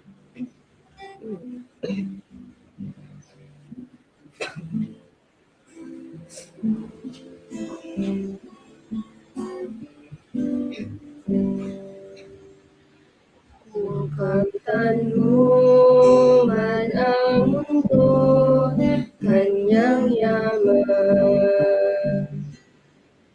Aming palasyo man ang iyong tahanan. Makamit mo man ang lahat ng bagay sa sanlibutan. Buong buhay ay walang kabuluhan. Hanggang di mo nadarama ang palad ng Diyos Ama, ay di mo makamtan ang walang hanggang pag-ibig niya. Hanggang di mo nababatid hanggang tungo sa langit, di mo makamtan ang kanyang pag-ibig. Nasa iyong man ang lakas at kalinaw. Umalang naman sa iyo ang buong mundo. Kulang sa pagbasa naman ng banal na katulad, lahat ng iya'y ang walang katulad. Hanggang di mo nadarama ang palad ng Diyos Ama, ay di mo makamtan ang walang hanggang pag-ibig niya. Hanggang di mo nababatid hanggang tungo sa langit, di mo makamtan ang kanyang pag-ibig. Hanggang di mo nadarama ang palad ng Diyos Ama, ay di mo makamtan ang walang hanggang pag-ibig niya. Hanggang di mo nababatid hanggang tungo sa langit, di mo makamtan ang kanyang pag-ibig. Hanggang di mo nababatid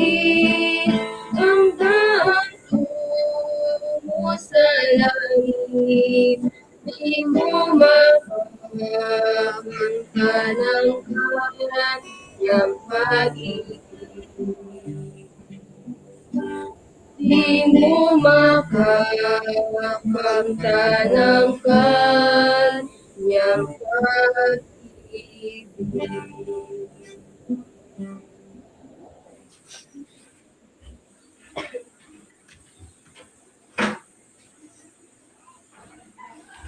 Amen. Salamat sa Panginoon sa mensahe ng awitin. At hindi po tayo ay makatapon na sa pangbahagi ng gawain, alay pag-ibig. At ang panalangin po ay pamuna ng ating kapatid na si Sister Annie.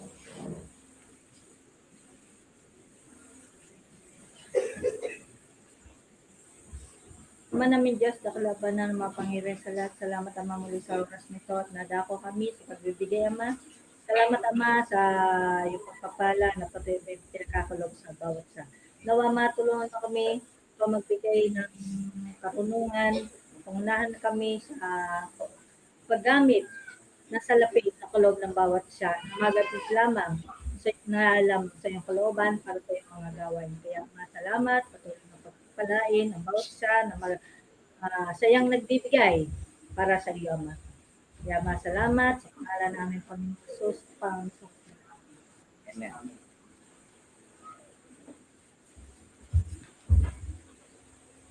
Amen. Salamat sa Panginoon. Sa oras na ito ay muli ay tayo makapakinig ng banal na salita ng ating Panginoon na ang gagamiting alipin ay ang tagapanguna sa lugar na ito, si Brother Luis.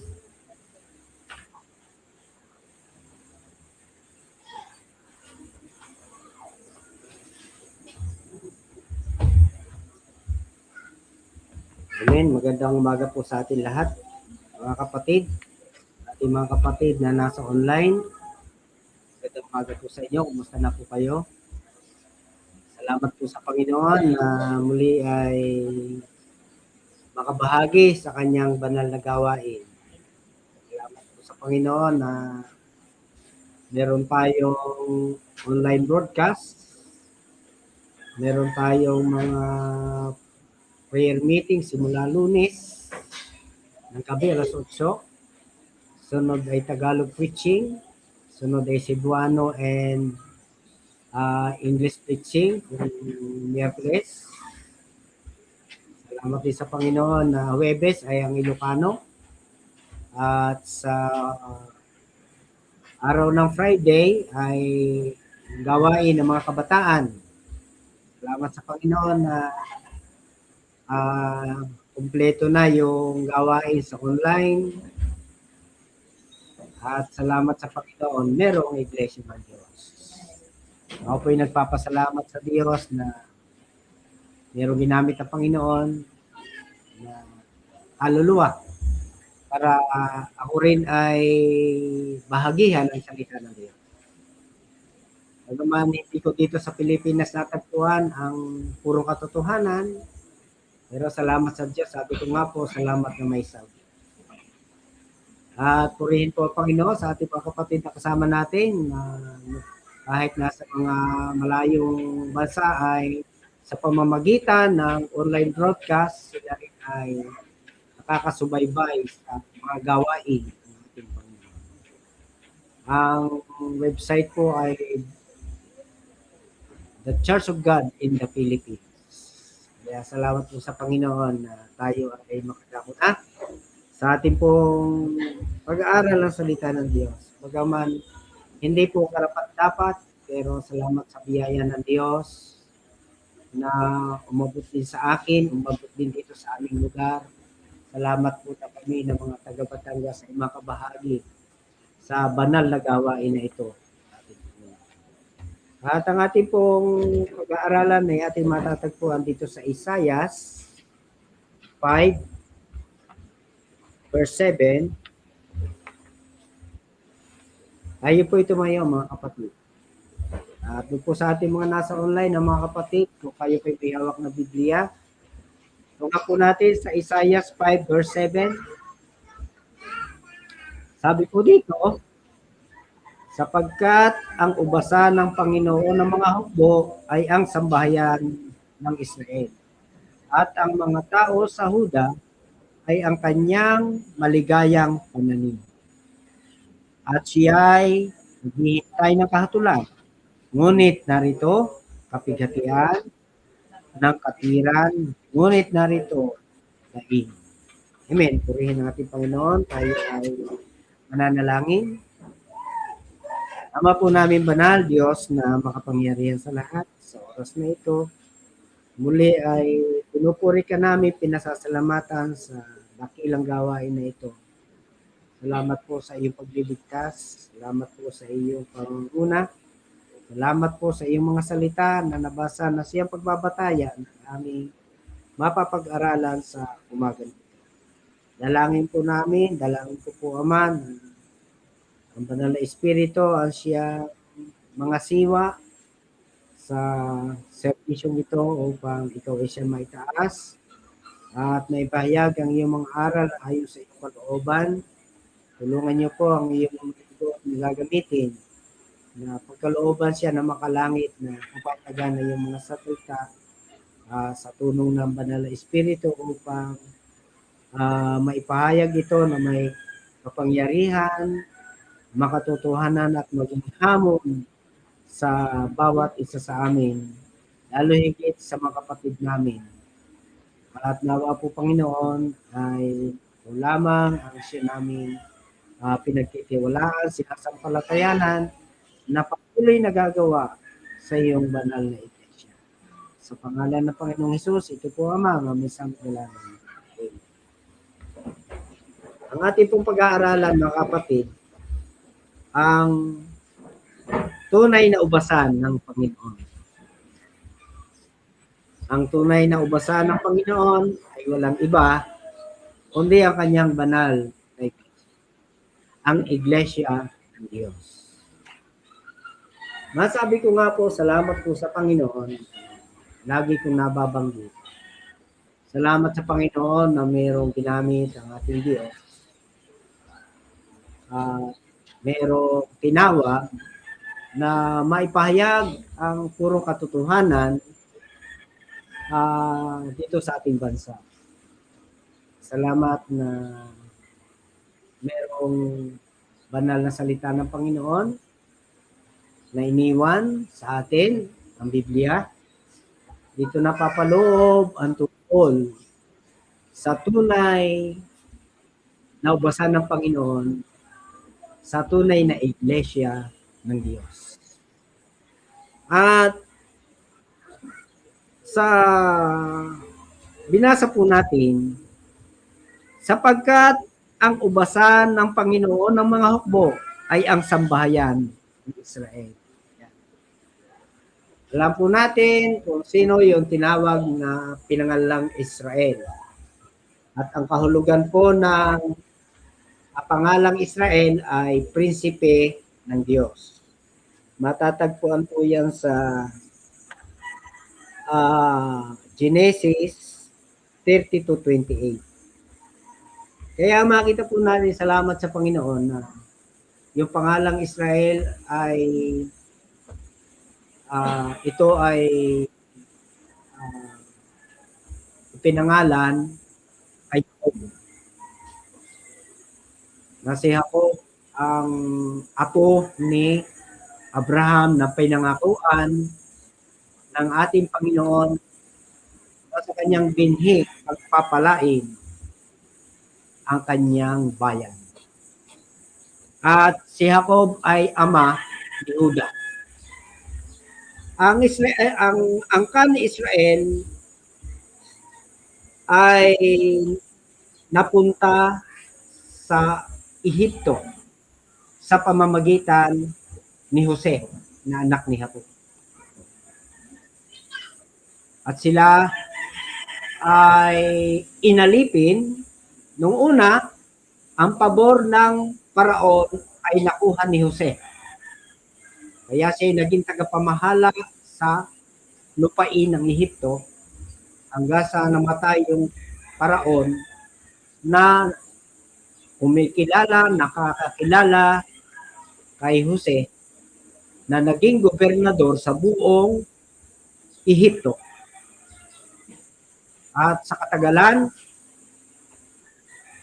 namatay na yung paraon na kumikilala kay Jose na nagbigay sa kanya ng kapangyarihan maging gobernador para mag-ipon ng mga binhi, ng mga butil, ng mga trigo dahil may panahong darating na tagutom.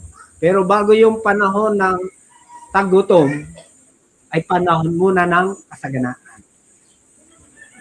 At si Jose ang naging gobernador ng buong Ehipto at lahat ay dahil sa kanyang kapangyarihan, kanyang katalinuhan, ay nung magkakaroon ng gutom ng panahong yaon, sa Ehipto lang naimbak ang lahat ng trigo ng mga pagkain. Kaya kung ating mababasa ang kasaysayan sa bansang Israel, na ang bansang ito ay nagmula sa pangalan Israel at ang tinukoy niya si Jacob, na ang kanyang mga anak ay 12 angkan ng Israel, hindi kasama si Dina na kanyang anak na babae. Pero 12 anak ni Israel. At si Juda ay isa. Kaya merong ang ikaw ay Juda at dito pagpapalain napakaliit na bansa. Kaya salamat sa Panginoon na sabi nga dito, sapagkat ang ubasa ng Panginoon ng mga hukbo ay ang sambahayan Israel.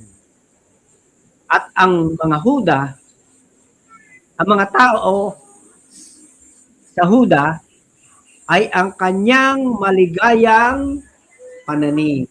Kaya pananim, ubasan, yan, pinag-aralan natin, ubasan yung vineyard, no? The true vineyard, ang tunay na ubasan, ay walang iba kundi ang Iglesia ng Diyos. Ang mga Israelita, literal noon, pero ngayon, ang Iglesia ng Diyos, sila yung spiritual Israel. Sila ang bayan ng Diyos. Kaya naging bayan ng Diyos sapagkat dahilan sa ating Panginoong Heso Kristo.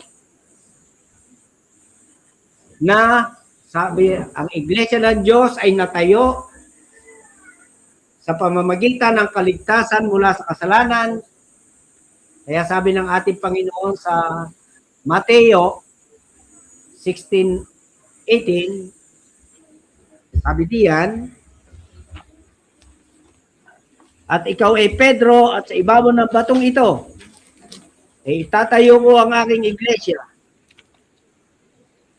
At ang mga pintuan ng Hades ay hindi magsisipanay laban sa kanya.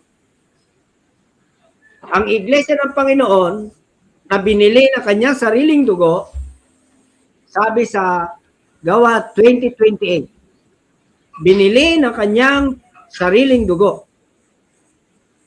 Ito yung mga natubos, yung mga napalaya sa kasalanan, yung mga naligtas sa buhay makasalanan.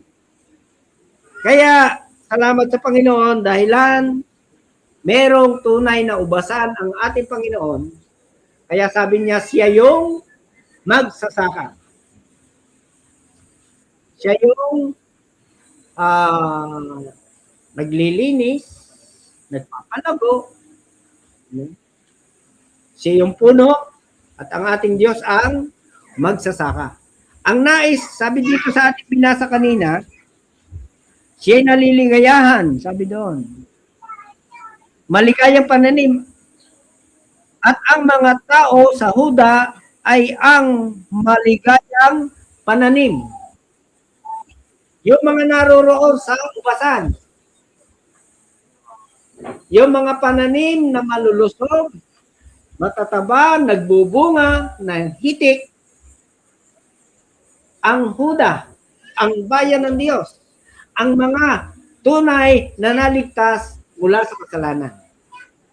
Kaya purihin ang ating Panginoon dahil sa dumating sa atin ang aral na ito, ang turo na ito. Kaya sabi doon sa 7:17 ng Juan, kung ang sino mang tao, sabi dito, kung ang sino mang tao ay nag-iibig gumawa ng kanyang kalooban, ay makikilala niya ang turo kung ito'y sa Diyos. Purihin ang Panginoon, hindi tayo nadaya. Merong iglesia ng Diyos na nagtuturo ng purong katotohanan, isinisiwalat ang aral, ang tunay na aral ng ating Panginoon na pwede pa lang ang tao ay maligtas mula sa kasalanan sa panahong kasalukuyan na sa libutang ito makapamuhay na banal. Makapamuhay na tumigil na sa paggawa ng kasalanan. Sapagkat ang kasalanang ito ang nagbibigay ng kapighatian sa sangkatauhan. Sabi din sa maligayang pananim at siya'y naghihintay ng kahatulan. Ngunit narito, kapighatian. Diba? Dahilan sa kasalanan, ang tao ay nasa kapangyarihan ng kapighatian.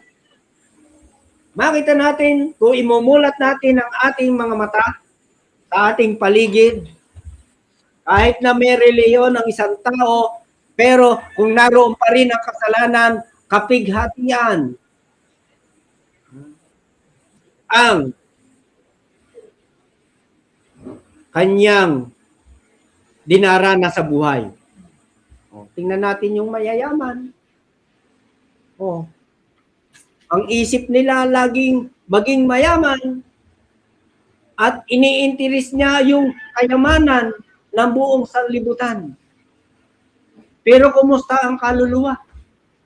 Anhin mo mang makamtan ang buong yaman ng sanlibutan kung mapapahamak naman ang iyong kaluluwa kung wala ka namang Kristo sa puso mo.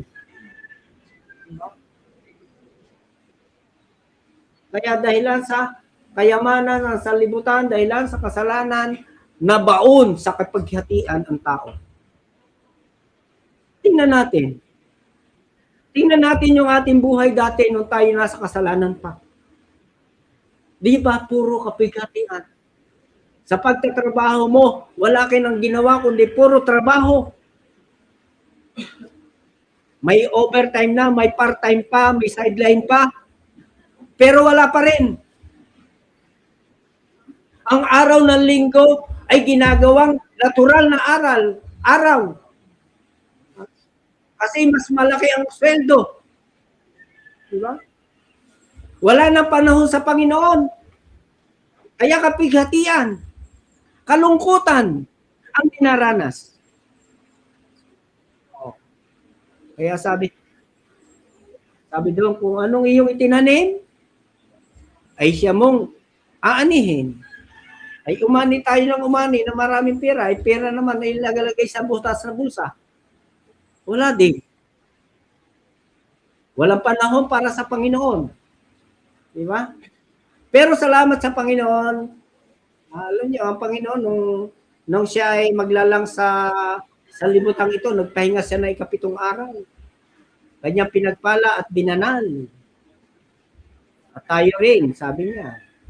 Tayo naman mga Kristiyano, mga nasa iglesia ng Diyos, ay talagang binibigyan natin ng araw, panahon ang gawain sa Panginoon. Kasi sabi, hindi lang sa tinapay na bubuhay ang tao, kundi sa bawat salita na nanggagaling sa bibig ng Diyos. Kaya, salamat sa Panginoon, tayo ay natubos na alis, napalaya doon sa mga kapighatian, dulot ng kasalanan. Pero hindi ibig sabihin, tayo Kristiyano na, hindi na tayo makakaranas noon. Pero alam niyo maganda, dumadating yung kapighati sa atin, pero nararamdaman natin, lumilipas, na wala na kapighatian. Dahil meron tayong Diyos na pinagtitiwalaan natin, pinagmamalasakit niya tayo, merong magsasaka, na talagang ang nais sa kanyang ubasan ay talagang maging smooth ang buhay. No? Maging maganda yung buhay. Payapa, panatag, tiwasay, katahimikan, kapanatagan, kontento. Hindi naman ibig sabihin ng kontento ay hindi ka nagagawa. No? Ibig sabihin, kontento dahil tayo laging umaasa sa Diyos. Kaya sabi yung kapigatian na yan, na bunga ng kasalanan, wala na, tapos na sa kanyang mga anak, sa kanyang sambahayan, sa mga Kristiyano na naligtas mula sa kasalanan. Pero yung kapigatian dinaranas natin dahilan sa mga pamumuhay natin sa sanlibutan ito, hindi tayo exempted. Tayo lang ay nadadamay sa kasamaan ng marami, mga kapatid. Pero ang pinagpapasalamat natin sa Diyos, meron tayong Diyos na pinagmamalasakit niya tayo. No? Kaya kung meron man tayo kapigatian tinutukoy dito sa ating binasa kanina, meron namang solusyon,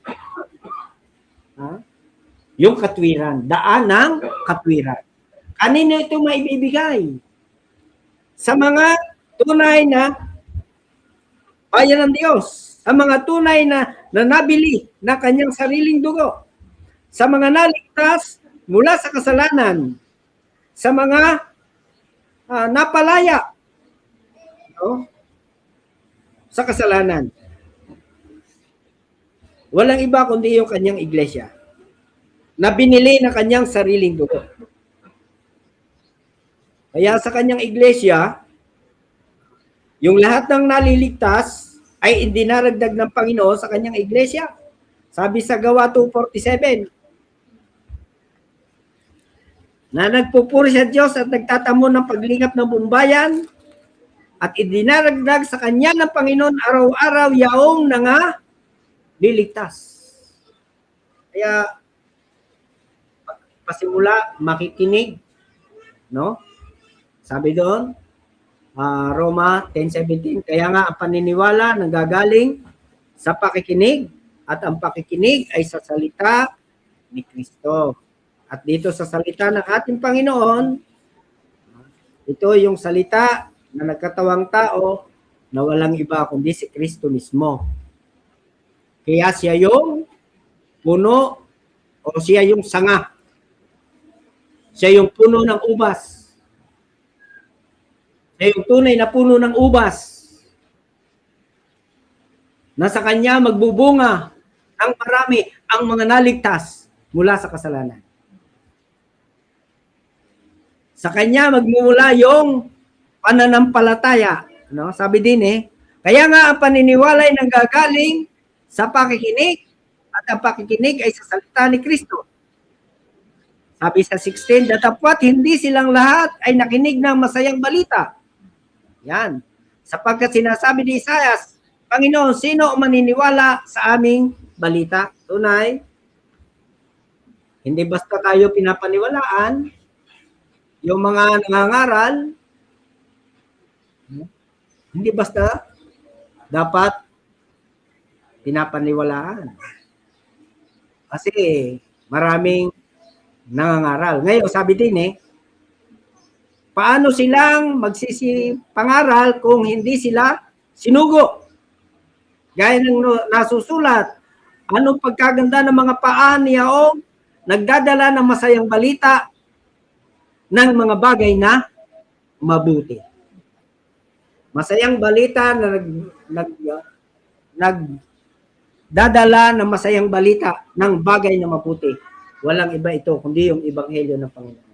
Walang ibang ito kundi ang salita ng Diyos. At ito yung pinapangaral ng mga sinugo ng ating Panginoon. Ng mga apostoles noon, ng mga alagad noon, na ipinapangaral din naman ngayon ng mga tunay na naligtas mula sa kasalanan, na mayroong banal na pag-ibig, Diyos na pag-ibig, na kung isang tao ay may interes, makinig ng salita ng Diyos, ay, salamat sa Panginoon, magdadala sa atin magdadala sa isang tao na nakinig sa kasalita ng Diyos ng kaligtasan. Na makapagliligtas ng ating kaluluwa. Kaya sabi doon sa Santiago 1:21, kaya't ihiwalay ninyo ang pag-apaw ng lahat ng karumihan, pag-apaw ng kasamaan, tanggapin ninyo na may kaamuan ang salitang itinanim na makapagliligtas ng inyong mga kaluluwa. Kaya salamat sa Panginoon dahil doon sa mga ginamit ng Panginoon, sa sinugo ng Panginoon. Sa nagkaroon, nadama yung kaligtasan mula sa kasalanan, naranasan yung pag-ibig sa kaluluwa. Na yung kanyang karanasan na kaligtasan, gustong maranasan din ang kanyang mahal sa buhay, kaya ipinapahayag. At sabi nga, paano sila magsisitawag doon sa hindi nila sinampalatayanan? Paano sila magsisisampalataya sa kanila, sa kanya na hindi nila napakinggan? Paano sila makikinig kung walang tagapangaral? Kaya, salamat sa Panginoon, sa Iglesia ng Diyos, sa tunay na naubasan ng ating Panginoon, ito yung nagaganap. Ito yung mga gawain. May pangangaral, may malasakit ng mga kaluluwa dahil lang sa sila'y sinugo, dahil lang sa sila ay inuutusan ng Panginoon, magsikhayo kayo, ipangaral ninyo ang Ebanghelyo sa buong sanlibutan. Ang sumampalataya ay maliligtas, datapwat ang hindi sumasampalataya ay parurusahan. Ayaw natin ang parusa. Ayaw natin. Walang tao na nagnais ng parusa. Siya ay parurusahan. Pero ang ating Diyos, yung magsasaka, ayaw niya na tayo ay mapaparusahan, mapapahamak. Ang gusto niya, magkaroon tayo ng buhay espiritual, yung relasyon, yung ugnayan sa Panginoon. Yung tayo ay, ang Diyos at ang tao ay magkausap. Meron silang harmonious relationship. Mag-iba yung pader na nasa paghihiwalay ng tao at walang iba kundi kasalanan. Kaya salamat sa Panginoon, nahayag ang bagay na yan. Ipinapangaral sa ubasan ng Diyos, sa Iglesia ng Diyos. At naranasan natin ang tunay na kaligtasan na pwede palang ang tao mabuhay na huminto na sa paggawa ng kasalanan sa panahong kasalukuyan at makapamuhay na banal. No? Kaya yung kapighatian, sabi doon, ay kapighatian dahilan sa kasalanan ay natapos na. At namumuhay tayo ngayon ayon sa kanyang katwiran. No? Katwiran ng Diyos. Ano yung katwiran ng Diyos? Ano yung kalooban ng Diyos? Ano ang nais ng Diyos sa tao? No? Ang ubasan ng Panginoon sa ngayon ay ang banal na bayan ng Diyos, ang iglesia na binili na kanyang sariling dugo, na tinatawag sa kanyang pangalan.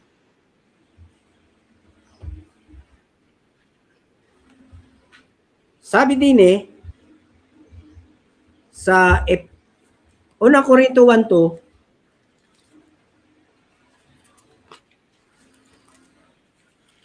ito muna tayo sa Unang Korinto 1:2. Sa iglesia ng Diyos na nasa Korinto, sa makatid bagay, sa mga pinababanal kay Kristo, na tinawag na mga banal kasama ng lahat ng mga nagsisitawag,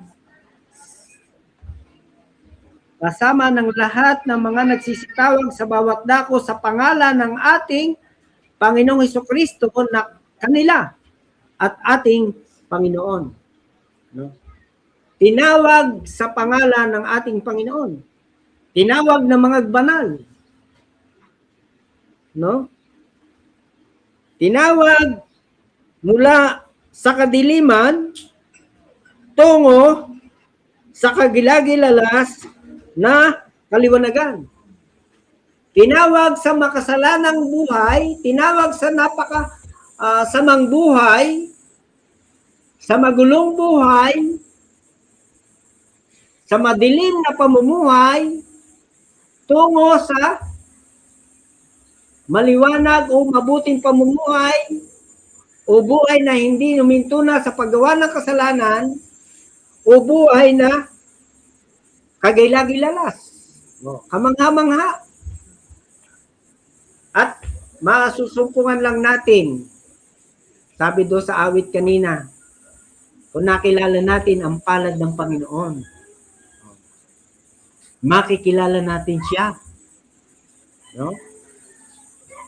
Makikita natin ang daan ng Panginoon na papunta sa langit. Diba?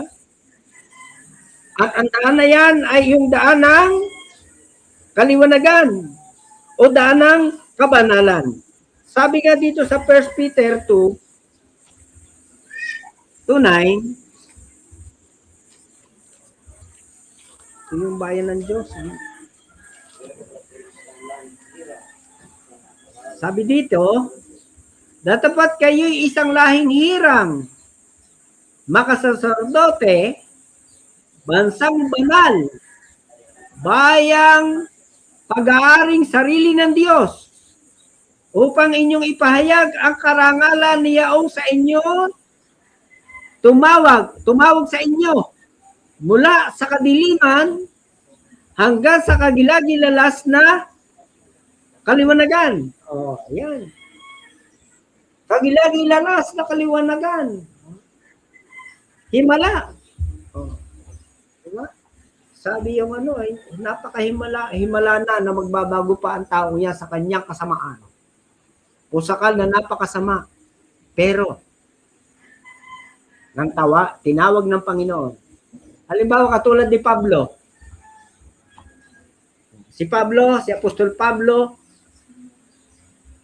siya ay napaka-tapat sa kanyang kinagisnang reliyon. At dahil sa kanyang reliyon na talagang pinaninindigan niya, ay yung mga nangangaral ng katotohanan ng Ebanghelyo ng Panginoon ay kanyang inuusig at kanyang ipinapapatay. Ang halimbawa noon ay walang iba kundi si Esteban. No? Na pinatay sa kanyang harapan. No? Siya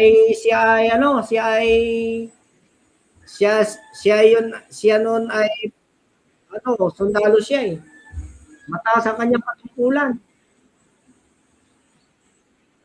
Siya'y humihingi ng mga sulat sa mga sinaguga para ang sino bang makita niyang nangangaral sa daan ng katotohanan, kung sino man yung nangangaral, babae, lalaki, makanyang madalambihag at maipapatay. Oh. Diba? Inuusig niya ang iglesia ng Diyos. Sabi nga doon sa Galatia 1.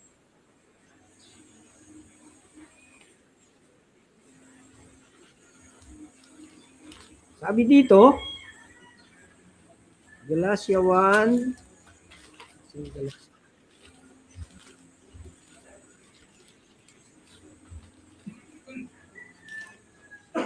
Galatia 1,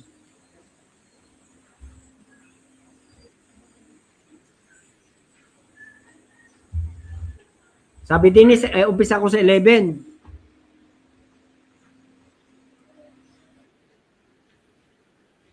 Dito muna sa ano. Sa 10. Galatia 1:10. Sapagkat ako yung bagay nanghihikayat ngayon sa mga tao o sa Diyos. At ako bagay nagsisikap magbigay lugod sa mga tao. Kung ako ay nagbibigay lugod pa sa mga tao, ay hindi ako magiging alipin ni Kristo.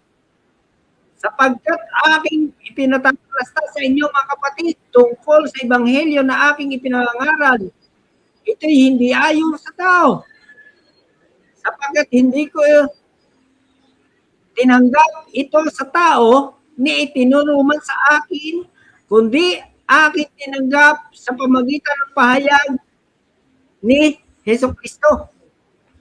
Sapagkat inyong nabalitaan ng aking pamumuhay ng nakaraang panahon sa reliyon ng mga Hudyo, kung paanong aking inuusig na malabis at nililipol ang iglesia ng Diyos.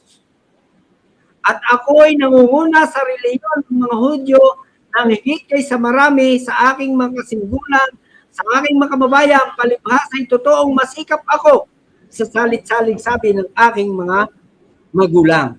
Ngunit, sabi din sa 15, nang magalingin ng Diyos na siya sa akin ay nagbukod, buot pasatiyan ng aking at ako'y tawagin sa pamagitan ng biyaya. Nahayag ang kanyang anak sa akin upang siya'y aking ipangaral sa gitna ng mga hintil. Pagkarakay, hindi ako sumang-ayon sa laman at dugo. Kaya salamat sa Panginoon. Bagaman nanguusig, bagaman napakasamang tao, pero nang magalingin ng Diyos Ama, nang magsasaka na siya'y tawagin, buhat pasatiyan ng kanyang ina, siya'y tinawag. No? Bagaman yung kanyang buhay napakasama, pero nung siya'y tawagin ng ating Panginoong Hesus doon sa daan ng Damascus, kasi ay papunta sa daan ng Damascus, at siya ay hihingi ng sulat para madala yung kanyang mahuhuli, yung kanyang makikita na nangangaral, kanyang may papatay. Nakakita siya ng liwanag na nakasisilaw.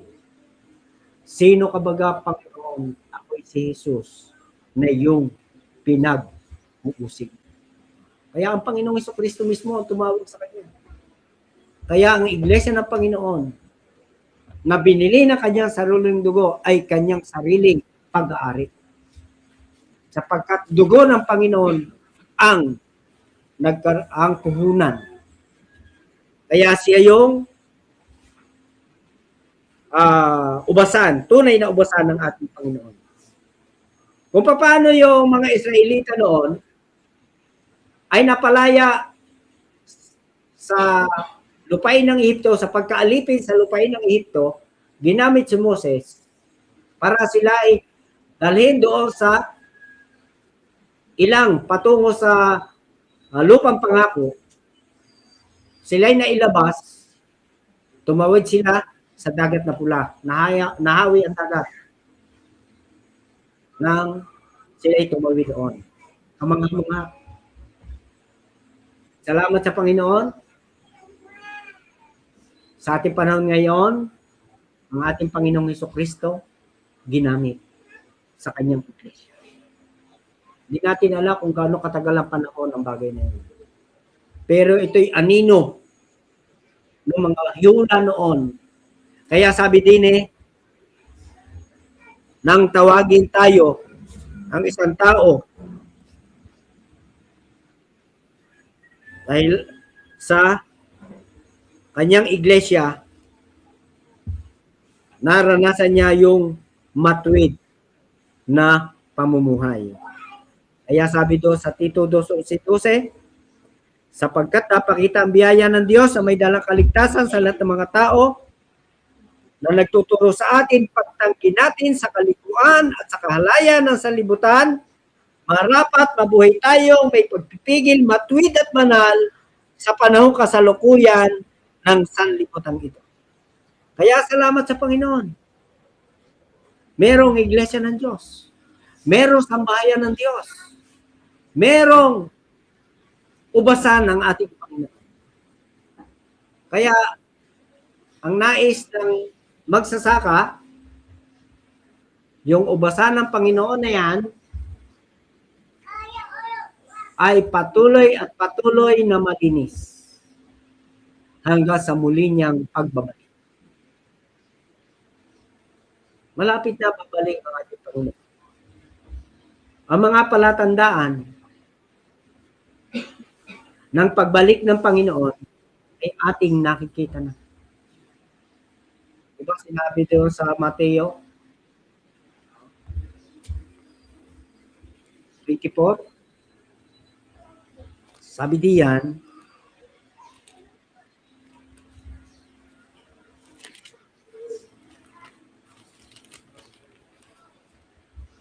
samantalang nakaupo sa bundok ng mga olibo at nagsisilapit sa kanya ng bukod, ang mga alagad ay nasipagsabi, sabihin mo ang mga bagay na ito, sabihin mo sa amin kung kailan mangyayari ang mga bagay na ito at ano ang magiging tanda ng iyong pagparito at ang katapusan ng sanlibutan. Yan. Sumagot si Jesus at sinabi sa kanila, mag-ingat kayo na huwag kayong mailigaw ninuman. Sapagkat marami ang magsisiparito sa aking pangalan na magsasabi, ako ang Kristo at ililigaw ang marami. Di ba? Meron na nagsabi niyan. Meron ng grupo na nagsabi nito na ako ang Kristo. No? Makakarinig kayo ng digmaan at talingaw-ngaw ng mga digmaan. Ingatan ninyong huwag kayong magulumihanan. Oh. Kanino ito sinabi sa kanyang mga alagad? At sinasabi din sa atin ng kanyang mga alagad sa pamagitan ng sulat na ito. No? Ingatan ninyo na huwag kayong magulumihanan.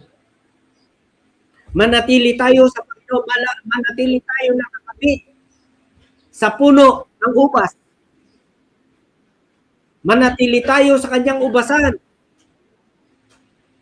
Sundin natin yung kanyang mga turo, yung kanyang mga aral, ipamuhay natin. At malinis tayo. Niya sa John 3:3, ang sino man na mayroong pag-asang ito, naglilinis sa kanyang sarili, gaya niya malinis.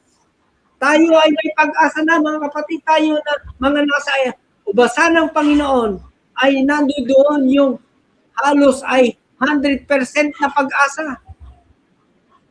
Pero nasa sa atin yung paggawa, nasa atin pagdidesisyon, nasa ating pagpili sa ating pamumuhay. Mga kapatid. Kaya sabi diyan, mag-ingat kayo na huwag kayong mailigaw. Huwag magulumihanan. Sapagkat kinakailangan itong mangyari, datapwat hindi pa ang wakas. Sabi sa 7, sapagkat magsisitindig ang bansa laban sa bansa at ang karyan laban sa karyan at magkakagutom at lilindol sa iba't ibang dako. Niyayanik na. Diba? Pagka naalaala ko no, yung makausap ko yung isang manager ng aming kumpanya na yun daw, mga kulog, kidlat, maging lindol ay sundalo daw ng Panginoon yan. Sabi niya. Kasi bakit? Bakit sundalo? Di ba pagka nagkulilindulan, nagkakalugkugan, yung mga tao, Diyos ko po, ay tumatawag nga sa Panginoon. Tumapawag sa Diyos. Doon ba lang sa panahon na yun natin tatawagin ng Panginoon? Hindi. Ngayon pa lang. Sa buhay natin kasalukuyan, kailangan maramdaman natin ang Diyos sa ating buhay. Maramdaman natin yung kagandahan ng buhay na nasa piling ng Diyos. Nasa kanyang guidance. Yun gusto ng Panginoon sa kanyang ubasan. Laging umaasa, dumidepende sa kanya, yung lahat ng magagandang bagay na itinuturo niya, na sinasabi niya, ay magawa. Katulad ng magsasaka. Kung paano yung isa mag-aalaga ng ubas ay patuloy na doon, halos inaalagaan niyang mabuti yung kanyang tanik na ubas. Ilalagyan niya ng pataba. Yung mga sanga na bansot ay kanyang pinuputol para yung sustansya na kakainin o bansot na sanga ay doon na pupunta sa sanga na nagbubunga upang lalong magbunga. Ganun din tayo, mga kapatid.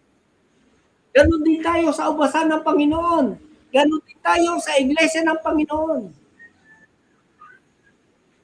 Sa ating buhay, yung paglilingkod natin sa Panginoon, ito yung magpapaganda, dito nasisiyahan ang ating Panginoon.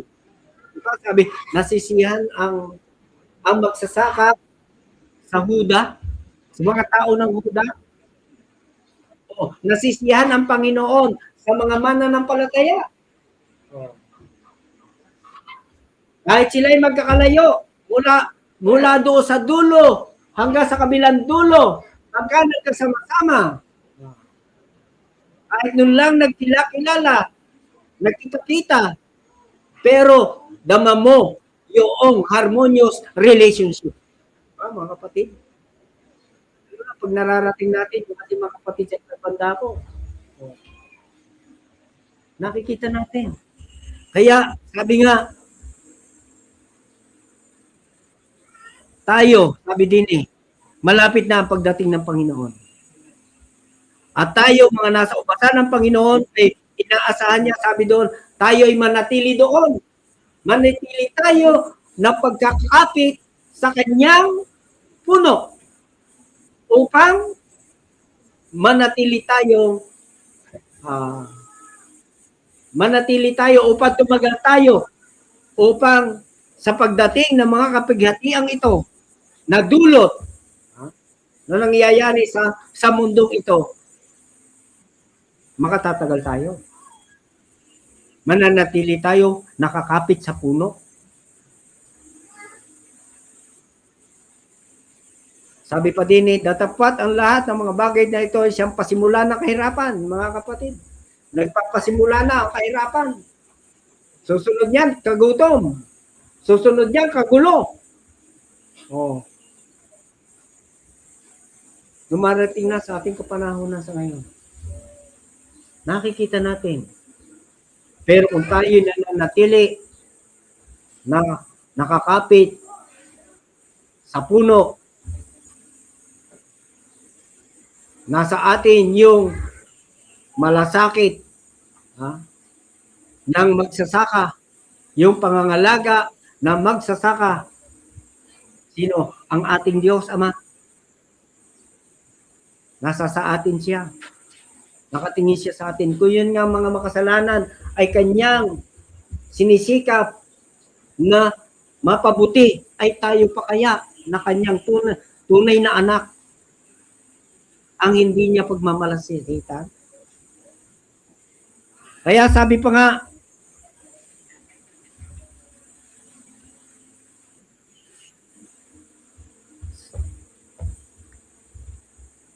sabi pa din ang panahon ay malapit na. Kung magkagayay, marami ang mga titisod at magkakanuluhan sa isa't isa at magkakapuotan sa isa't isa. Salamat sa Panginoon, wala ito sa kanyang iglesia. Nasa salibutan. Nakikita natin. Hindi malaman ng salibutan ang tunay niyang kaibigan. Ang tunay niyang kapatid, ang tunay niyang kasama. Kahit magkakapatid sa dugo, nag-aaway. Dahil lang sa kasamaan ng salibutan. Pero, ang pinagpapasalamat natin sa Panginoon, tayo'y nasa ubasan ng ating Panginoon. Nasa kanyang pamilya, nasa kanyang iglesia, nasa pag-iingat, nasa pag-aaruga ng isang magsasaka na walang iba kundi ating Diyos, na ang kanyang ninanais. Anong nais ng ating Panginoon sa kanyang pamilya? Tayo ay maging isa. Gaya naman. Sabi nga doon sa 17, sa John 17, Dinadalangin niya yan. Sabi din eh,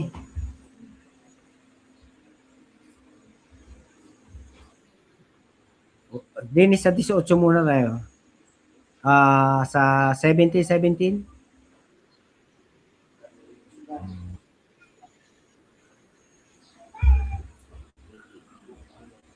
Sabi din eh, pakabanalin mo sila sa katotohanan, ang salita mo ay katotohanan. Hindi sila taga-sanlibutan sa 16, hindi sila taga-sanlibutan, gaya ko naman na hindi taga-sanlibutan.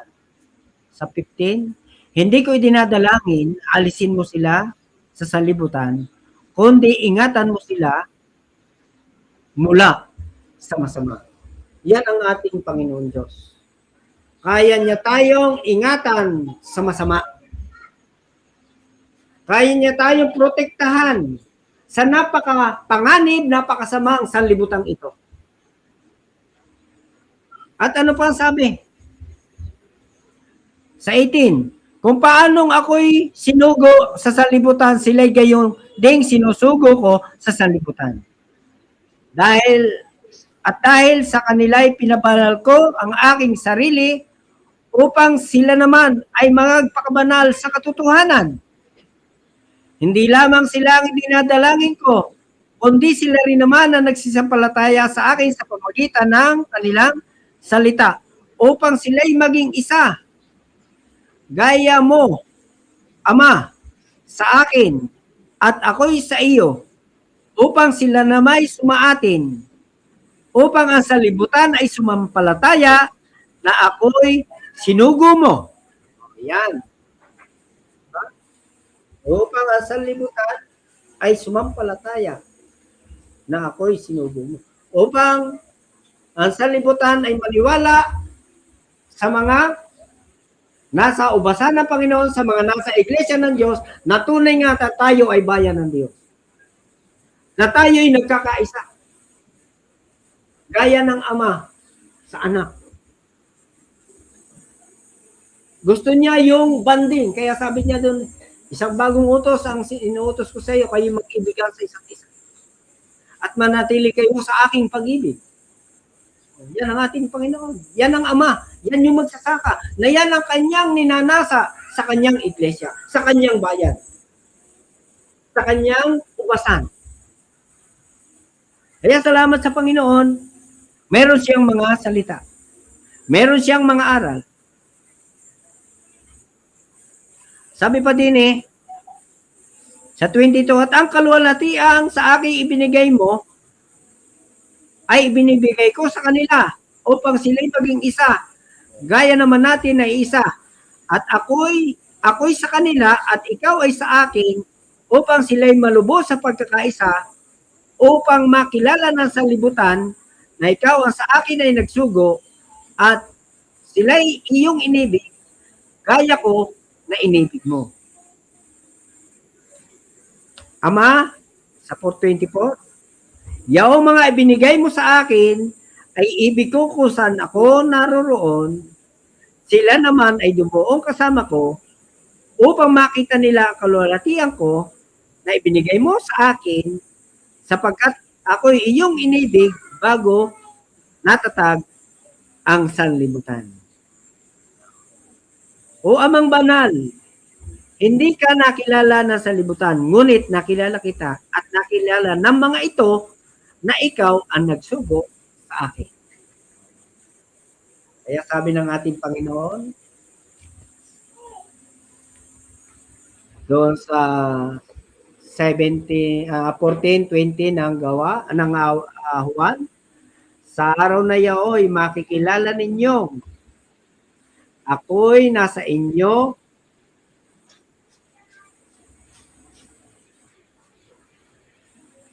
ako'y nasa aking Ama at kayo'y nasa akin at ako'y nasa inyo.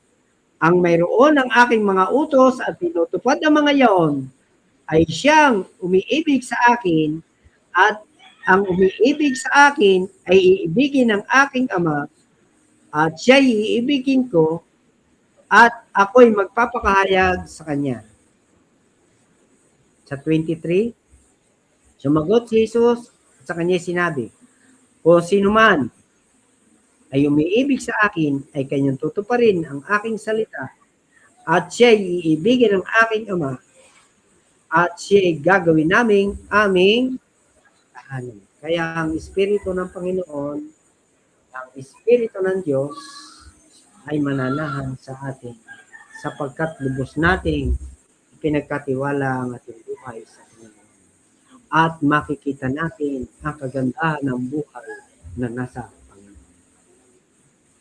Ang kapahayagan na ito sa kanyang ubasan, sa kanyang pamilya, sa kanyang iglesia, ay tunay na nagbibigay ng kaaliwan sa kanyang mga anak.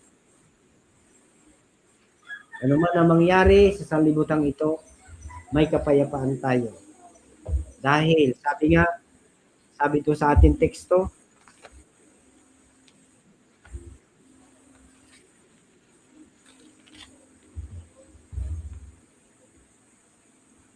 sapagkat ang ubasan ng Panginoon ng mga hukbo ay ang sambahayan ni Israel at ang mga tao sa Huda ang kanyang maligayang pananim. Sila'y naghihintay ng kahatulan. Tayo'y naghihintay sa Panginoon sa kanyang muling pagbabalik. At sabi din sa Efeso 26:27,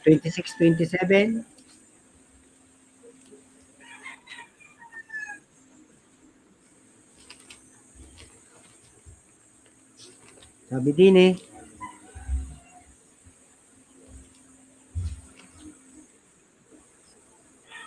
upang kanilang pakabanalin ito na nililinis sa pamagitan ng tubig, paghuhugas ng tubig na may salita, upang ang iglesia ay may harap sa kanyang sarili na maluwalhati, na walang dungis o kulubot o ano pang gayong bagay, kundi ito'y nararapat maging banal at walang kapintasan. Ito yung ninanasa ng magsasaka.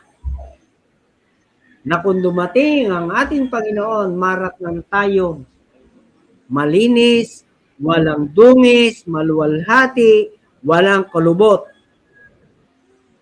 walang mantsa, walang maipupulak sa ating pananampalataya. At sa pamamagitan ng salita ng Diyos na patuloy nating naririnig, patuloy na ipinapangaral, malilinis tayo sa ating lahat ng uri ng paraan ng ating pamumuhay. Literal man, higit spiritual. Para tayo ay lubos na makaasa na pagdating ng Panginoon, hindi tayo mapapahiya. Alamin natin sa ating sarili, kumusta yung ating buhay? Katulad ng ating pinag-aralan kanina sa kanyang ubasan, sa kanyang yung ating narinig, yung bunga o yung bunga malinis. Sabi doon, patuloy na nililinis ng ating sa pamagitan ng paghuhugas ng tubig na may salita. Sa pamagitan ng salita ng Diyos na patuloy nating napapag-aralan, patuloy na nanahayag, na kuminsan nakikita natin ang ating mga sarili. Yung ating sariling kalalagayan. Siya yung nangungusap.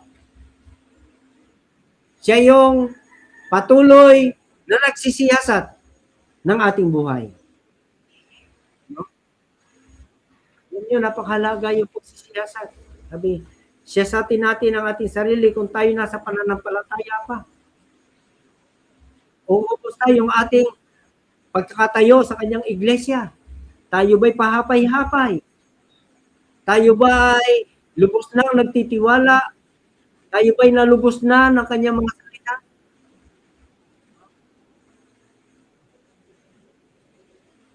Nasa atin na ba yung lubusang malinis na puso, yung lubusang kabanalan, nasa atin na ba yun?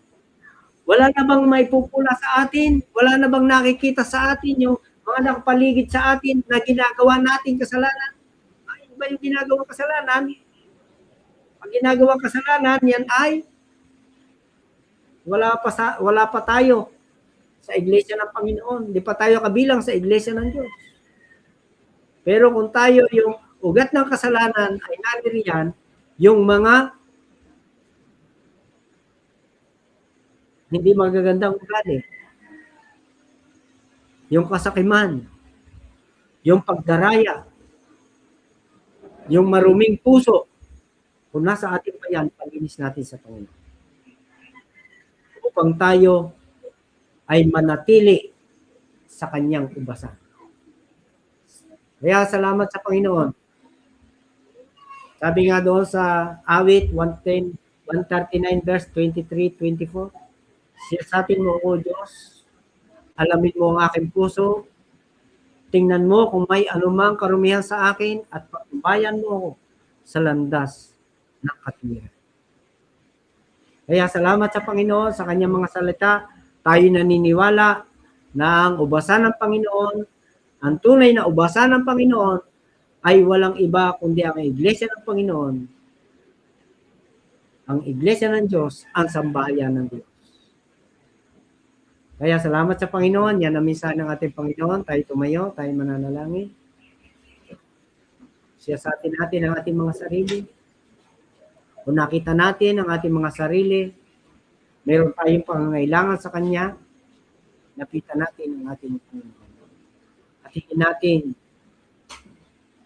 yung ating pangangailangan ay Kanyang ipagkaloob. Kahit ang malangin, Ama namin banal, Diyos, mga pangyarihan sa lahat. Sa oras na ito, Ama, salamat po, Ama, sa iyong mga salita, sa iyong mga aral. Salamat po na meron ka sambahayan. Noong ayong kapanahonan, ang sambahayan ay ang Israel. Sa ating kapanahonan sa ngayon, ang spiritual Israel ay walang iba kundi, o ang sambahayan ng Diyos ay walang iba kundi ang iglesia ng Diyos, ang pamilya ng Diyos, ang bayan ng Diyos. Salamat po, Ama, na kami ay naririto ngayon sa iyong banal na harapan. Kami nagtitipon sa kongregasyon, sa iglesia ng Diyos. Kami po'y umaasa sa pamagitan ng iyong mga salita na patuloy na naayag. Ang bawat isa ay magiging karapat-dapat sa paglakad ayon sa iyong kalooban. Tunay na namumuhay na matuwid at banal sa punong kasalukuyan. Kaya sa panahong ito, Ama, salamat po na mayroon kang mga salita na siyang patuloy na maglilinis sa bawat isa sa amin. Yung mga hindi kaya-aya, yung mga pag-uugali na hindi nararapat, ay ito po'y malinis na sa aming harapan. Kaya sa oras na ito, Ama, maasa po kami sa Santong Espiritu na patuloy na kikilos sa aming kalagitnaan upang sa pamagitan ng awit panawagan ay mailapit at mabigyan namin ng pagkakataon ang aming mga sarili sa iyong Panginoon. Kaya, Ama, salamat po sa iyong mga salita na nahayag sa umaga. Sa pangalan ng Panginoong Hesus, ito po ang mga aming salita. Ating awitin yung awit panawagan, si Kristo lamang. Kung naramdaman ng sino man yung meron siya pangangailangan, lapitan natin siya. Simula pa kanina sa Sunday School, alam natin na ang Espiritu Santo ay nangusap na sa bawat isa. Awitin natin. Kristo lamang ang katugunan.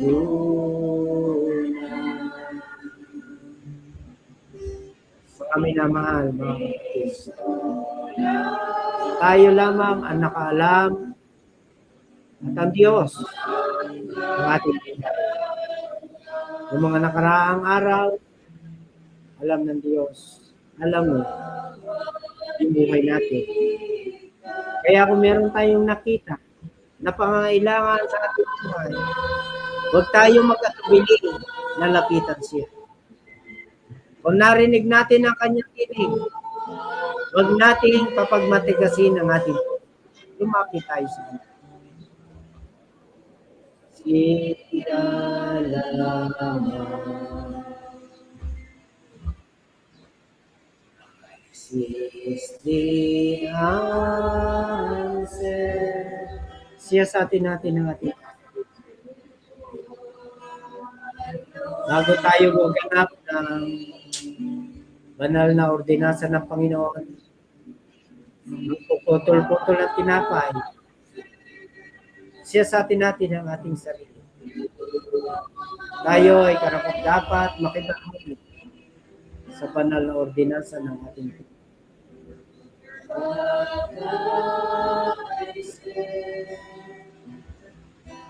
Like rain this nation, oh hallelujah, who is what I need.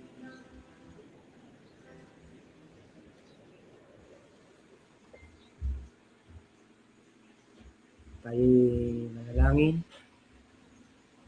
Ama po namin banal, Diyos na makapagyari sa lahat. Kasi na ito, salamat po. Meron ko kayong mga kapatid na lumapit sa iyo. O po nakalam na kanilang inilapit. Kung po'y nananampalataya na nakamit nila ang kanilang inilapit. Bagaman meron kami mga sa bawat isa sa amin, kami po nakakalam, ikaw nakakalam ng aming mga puso. At kami pinaniniwalang lubos na bawat isa ay nagkamit ng pagpapala sa umagang ito. Nasalamat po, Ama, na meron kang sambahayan, meron kang ubasan, meron kang banal na iglesia, meron kang bayan na iyong binili na iyong sariling dugo, na nagpapatuloy sa pananampalataya, nananatili sa iyong dakilang pag-ibig. Salamat po, Ama, sa oras na ito kami pinapaan sa iyong mga aral, sa iyong mga turo. At ito po, Ama, ay aming sinasampalatayanan na ikaw ang nagtagumpay sa aming mga buhay sa oras na ito. Kaya binabalik natin sa iyo, Ama, ang aming papuri pasalamat kahilingan sa pangalan ng Panginoon Jesus. Amen.